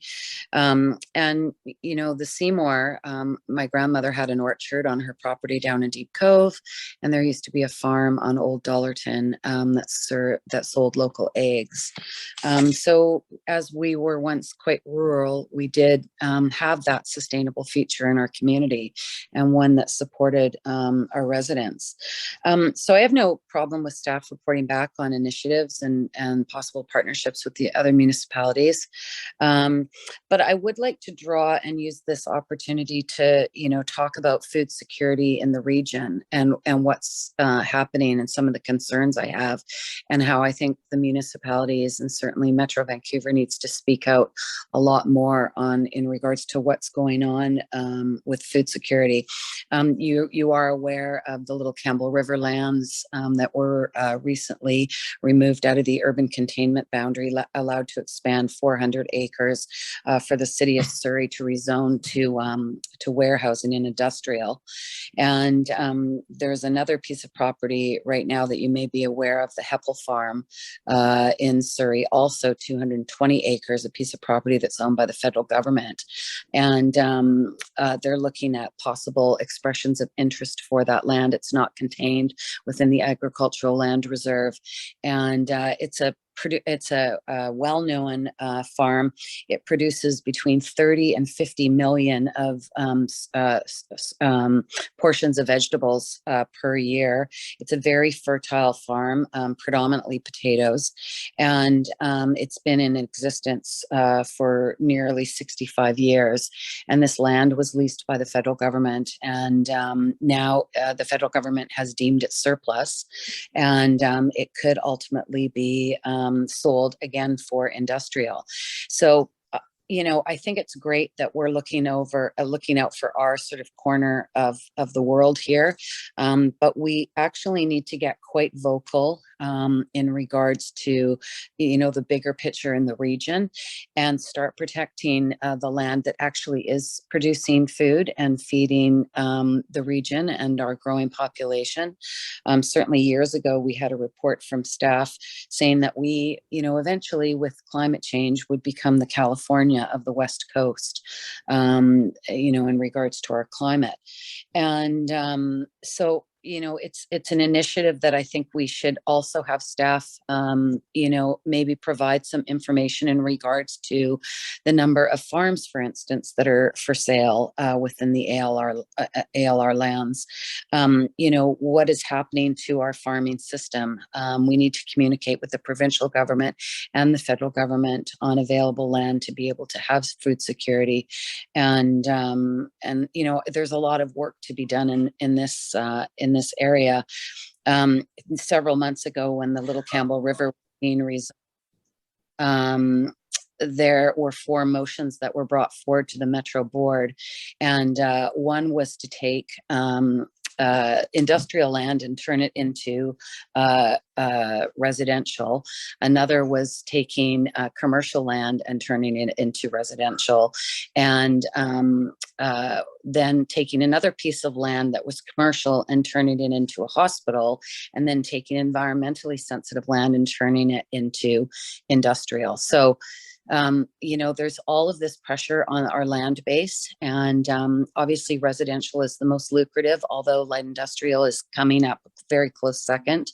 It's a very lucrative land base right now, and we've got to start to manage all of these other important needs in our community, and food security, as Councillor Kern has brought forward, is obviously a critical one. And sadly, a lot of this land is being put up for hire and best use, and it's something that we really need to come together on within the region, and our own councils need to become very vocal in this regard. Thank you very much, Councillor Mary. Councillor Forbes. Thank you, Your Worship. Just a couple of comments or questions. I don't know if staff can answer them, but I have a question. The word local is used a lot here, and I would kind of like a definition of what local means in this report. Also, do we have any data on our DNV food security? Have we done any work on that already? I do, again, I'm going to push back again that the provincial and federal government have a lot of the responsibilities, and a lot of even the local government things we control with our bylaws, and we can make a difference there with bylaws. But I do think we need to, and much like Councillor Mary has just mentioned, land is getting rezoned at the metro level, it's getting rezoned at the federal level, and we're losing our farming land. So is local Metro Vancouver, is local the North Shore, or is local DNV? I think I'd also like to see a report or a presentation come forward from some of the organizations that have been mentioned in this report, like Table Matters. I think this is a much bigger issue than just, and no disrespect to this report that's come forward, but I just think that we need to hear from so many other and get so much more information before we accept a recommendation like this. We need to be educated ourselves much more and vocal about this as well. And I'd just like to have presentations, a report back from staff. Again, like I said, some of the organizations that are mentioned here as well. And a definition around the local. I'd really like to hear. Thank you. Okay. Can staff or Councillor Curran, you were the report writer, can you define local as it pertains to to this report? Unmute. Again, I think it's important to keep this high level, and staff would certainly report back if this is in principle to look at a food strategy, which would define, I know that the attachment that I left does have I think a definition of local. I'm happy to define it as food that's produced in the North Shore, across the North Shore. But that I don't think that we need to do that right now. I think that the work would reveal what that definition is. And I wanted to echo Councillor Muri's points around how important this is as a regional approach. So I don't want to get bogged down in the specifics of what exactly it is, because I think that there will be lots of opportunities for staff to provide that information if council allows this to move forward. And then the other question around, what was the other question? Councillor Forbes, you're muted. Councillor, you're muted. Sorry, statistics on the DNV food security situation, the way it is right now.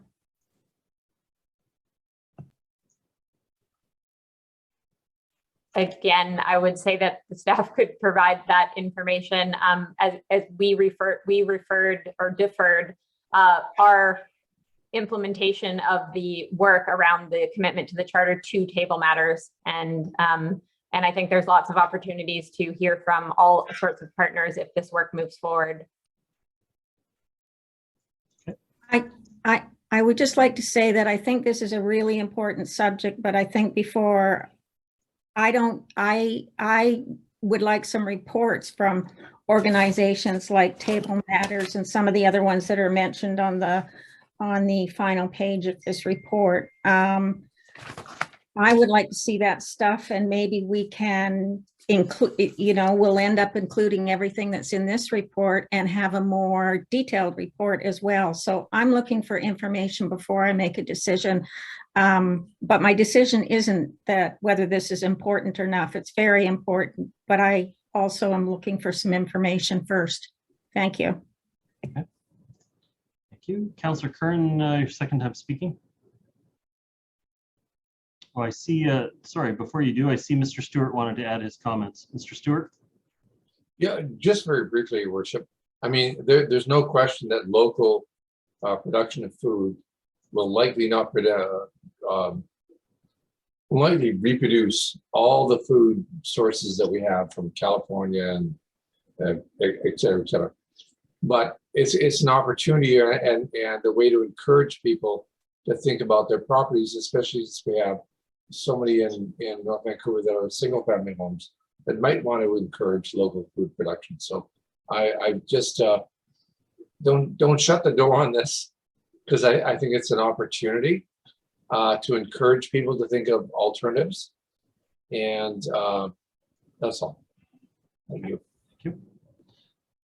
I believe Councillor Forbes, you've had your speaking time, so it's now Councillor Curran on second time speaking. Go ahead. Thanks. I just wanted to echo Councillor Muri's very important points around ALR advocacy. This is a growing concern for all regions, but particularly around Metro Vancouver, as Councillor Murray has indicated. And so I do agree that we need to be a stronger collective voice around regional food security. And I also just wanted to echo something that Cassia, the speaker, had brought up earlier, and that it's not just outdoor space, it's also looking at indoor space and roofs, and really just rethinking the way that we approach food production in our municipality in different areas. And Mayor Little, I think we talked a little bit about that in terms of zoning. Again, there'd be lots of opportunities for staff to reach out to the community and come back. And I also just wanted to, a lot of the work that Table Matters has done with other partners is really talking about the food culture and food being really embedded in everything that we do. And so it's both a cultural, thing, it's a health thing, it's good for the ecosystems. Like it's this very whole systems thinking around food. And Councillor Back, you brought up the food recovery component of it. So there's places around the world that are not allowing any of their waste to leave their community. They're turning it into compost to grow new food. So really thinking in terms of circular economy. And so anyway, I'm really excited and passionate about this. And I am, happy to answer any other questions. Okay. Very much, Councillor Bond. Thank you, Mayor Little. I'm going to lend my full support to this motion. This issue of a local food system strategy has actually been in front of council for almost a decade now, starting in 2013 with the adoption of the North Shore Food Charter, which was actually adopted by all 5 municipalities on the North Shore, the 2 First Nations, as well as the respective school districts. So the call for a food systems strategy was part of that food charter. And so I think starting to do this work now, even though we have taken our time to get to this point, I think is very important. And for all the reasons that my colleagues have mentioned about the importance of local food and the importance of here having a system in a dedicated strategy to address all those challenges and those opportunities that we have here in our community, I'm going to support this work moving forward. There will, my expectation is there will be reports and analysis done that will help us tailor any specific actions or specific directions that we give to staff or we work with our partners across the North Shore on, so that we're all working together. So I am looking forward to supporting that work moving forward and to seeing what the results are, because I know this is an issue for a lot of people in our community, and I'm very happy to support this. Okay, thank you very much. Councillor Forbes, the second time. Thank you, Your Worship. I would be the first time, Mayor Little. Oh, sorry, I didn't catch that. Okay, go ahead. Okay, Councillor Hanson. Yeah, thank you very much, Mayor Little. I'll keep my comments extremely brief, except to say that I'm highly supportive of this. Anything we can do to improve local and increase local food production and improve food security across the district is obviously in the best interest of the district. And I thank Councillor Kern for bringing this matter forward. Thank you. Thank you. Councillor Forbes. Yeah, I just want to say, just because I ask for more information doesn't mean I'm against something. It means I want more information. So I'm saying that I would like some presentations. I'd like some information from staff. And I push back on the idea that I'm shutting the door on anything. I'm not. I spoke in favor of this. I think it's important. I'm asking for information. So I'm just a little annoyed that just because I asked for information, I'm closing the door. Thank you. Yeah, I think people are trying to assure you, Councillor Forbes, that the point of this request, the way it's phrased, is to get those reports and get more information. That's why it's so high level in nature. Because I had similar concerns to you. Sorry if I may just go straight into my speaking time on this, but Councillor Curran and I were able to get together and have a chat, and she was able to address some of my concerns, specifically around, what it looks like to commit to a food planner, what really our role in some of this is. The other things that we didn't talk about, Councillor Curran, are, what light does this shine on a lot of the producers and retailers in our community that are already selling locally. So people have the impression that when you have a farmer's market, that must be super uber local food. And there's lots of very local produce being produced in the Kin's farmers markets and the Safeways and the Stongs of the world that are coming from, you know, at the furthest Fraser Valley, and also producing, you know, in hothouses in Richmond and Langley as well, and other food producers. So it does create a little bit of confusion in that, you know, that a farmer's market may actually be more local and it may not actually be. Where I think we had the discussion, Councillor Curran, on the success or challenges that the last attempts at farmers markets had, was that they ended up having to shift and pivot towards being sort of a merchant art market rather than a farmers market, because they couldn't make enough revenue. People were already doing their weekly shop at another facility, and so there just wasn't enough demand to warrant the farmers market staying. And so, you know, we've just had mixed success on that kind of a thing. Maybe we don't have the critical population to be able to make those things work on a consistent basis. Or maybe it's just simply that we actually have very high quality food sources already in our community. You know, when you go into the local food store, there's really good options available to you, healthy, organic, and all kinds of variety of options available to you already in your neighborhood, which makes it hard to compete. Anyway, I think that more information is better. I think this is seeking information and will help us make future decisions on the matter, and so I'll be supportive of the recommendation. Councillor Murray, your comments? Thank you, Mayor Little. You know, I think, you know, one of the things that we saw during the pandemic was, you know, this expansion of, you know, a lot of what we identify in the District of North Vancouver as our single family neighborhoods.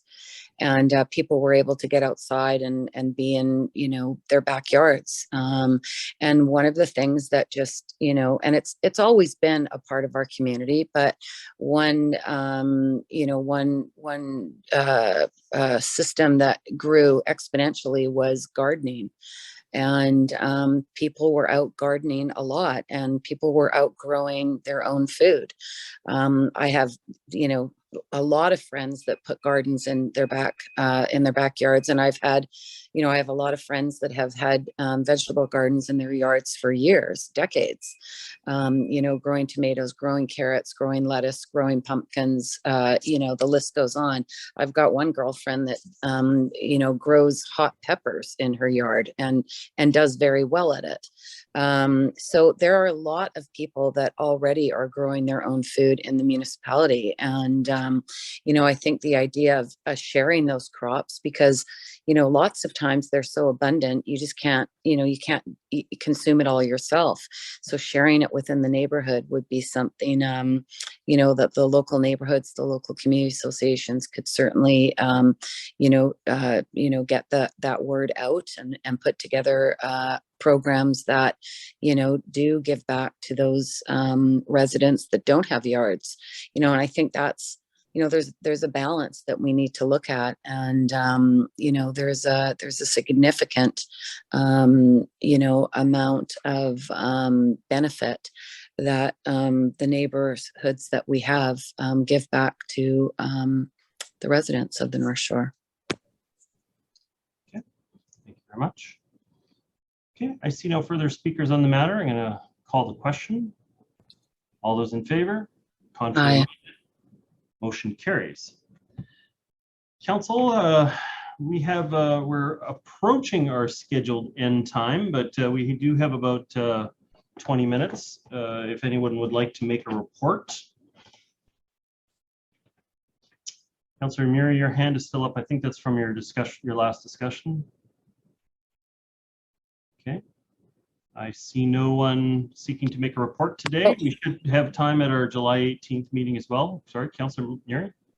Sorry, I was just gonna report that a few weeks ago, and maybe Councillor Curran might want to pipe in as well. I was able to take part in Sea Cove's annual spring exhibition called Impact. And they're basically focusing or highlighting local impact makers. And I think I can speak for Councillor Curran and myself that we were both the subjects of students at Sea Cove that wanted to highlight our work in regards to Councillor Curran's. I'll let her speak for herself. My work was GUARD, Group United Around Responsible Development and the protection of the trail system in the Lower Seymour. And it was a really nice event, and I was happy to attend. Thank you very much. I see Councillor Back's hand. Thank you, Worship. I just wanted to note my attendance at an event last Wednesday. I know Councillor Curran and Councillor Bond were also in attendance. It was called Housing for All, and it was a community conversation around housing issues on the North Shore. It was presented by North Shore Community Resources. They're doing one in each of the 3 municipalities. They had one in the city earlier that week, the one here in the district last Wednesday, and then they're doing one in West Van as well. And the one last Wednesday was held at the Lynn Valley Community Center. It featured a keynote speech by Andy Yan, director of the city program at SFU. And there was a really diverse group of people in the room and lots of great roundtable conversations around housing issues. So really enjoyed that event. Mayor Little. I missed Councillor Bond asking Andy Yan about his census review. What a shame.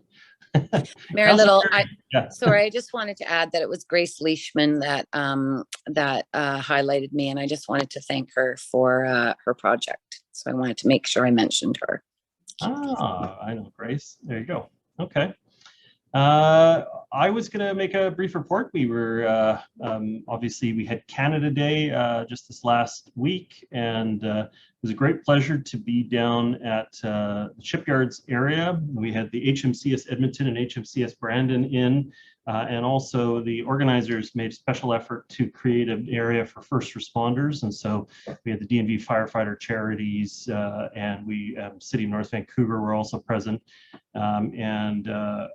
It was a great opportunity to thank them for their work in the community. But I just, again, I know a tremendous number of volunteer hours go into pulling off an event like the Canada Day event there. And just wanted to express my appreciation to the Lionsgate Rotary Club and Stan Van Werken and the organizing team that put that event together. They did a fantastic job, well attended, and looked like a lot of people having a great time with the beautiful weather that we had. So thank you to the organizing group and all the people that volunteered for that event. Councillor Bond? Well, yeah, you did miss quite a good discussion between Andy Yan and myself about the census data. And I'm looking forward to when he adds his flavor to his analysis from the income data that's coming out later this month. One of the things I think that he presented a wide range of different data sets. And one of the things I thought was most interesting was comparing the age of different age categories in the district over the past 20 years compared to the metropolitan region. And one thing I think there was some gasps in the room actually is that for every age category under the age of 45, or I can't remember if it's 45 or 50, the district has lost population over the past 20 years. Whereas in the region, it's the opposite. So I think there's some really interesting data, and we had a really good discussion, Andy and I, about past data and trends and looking at future needs and what are the trade-offs and balances, as well as the kind of the ongoing discussion about housing and population and how all those things mix, because they're actually it's actually quite a complicated process, and he had a bit of a flow diagram there of how that might work. So it was an excellent discussion, and as Councillor Back mentioned, there was some really good conversations around all of the different tables and some pretty challenging questions for Andy to answer from the crowd. So I missed a good one. Thank you very much for your reports. Council, I see no further reports, so Move adjournment. thank you, Councilor Murray. I will accept adjournment. And once again, thank you very much to all the members of staff for all the work they did in preparing the reports for tonight's discussions. Thank you, Council, for coming to the decisions you did, and also send appreciation to the members of the public that participated tonight and stuck with us. Everybody have a fantastic week. Thank you. Good night. Night, everyone.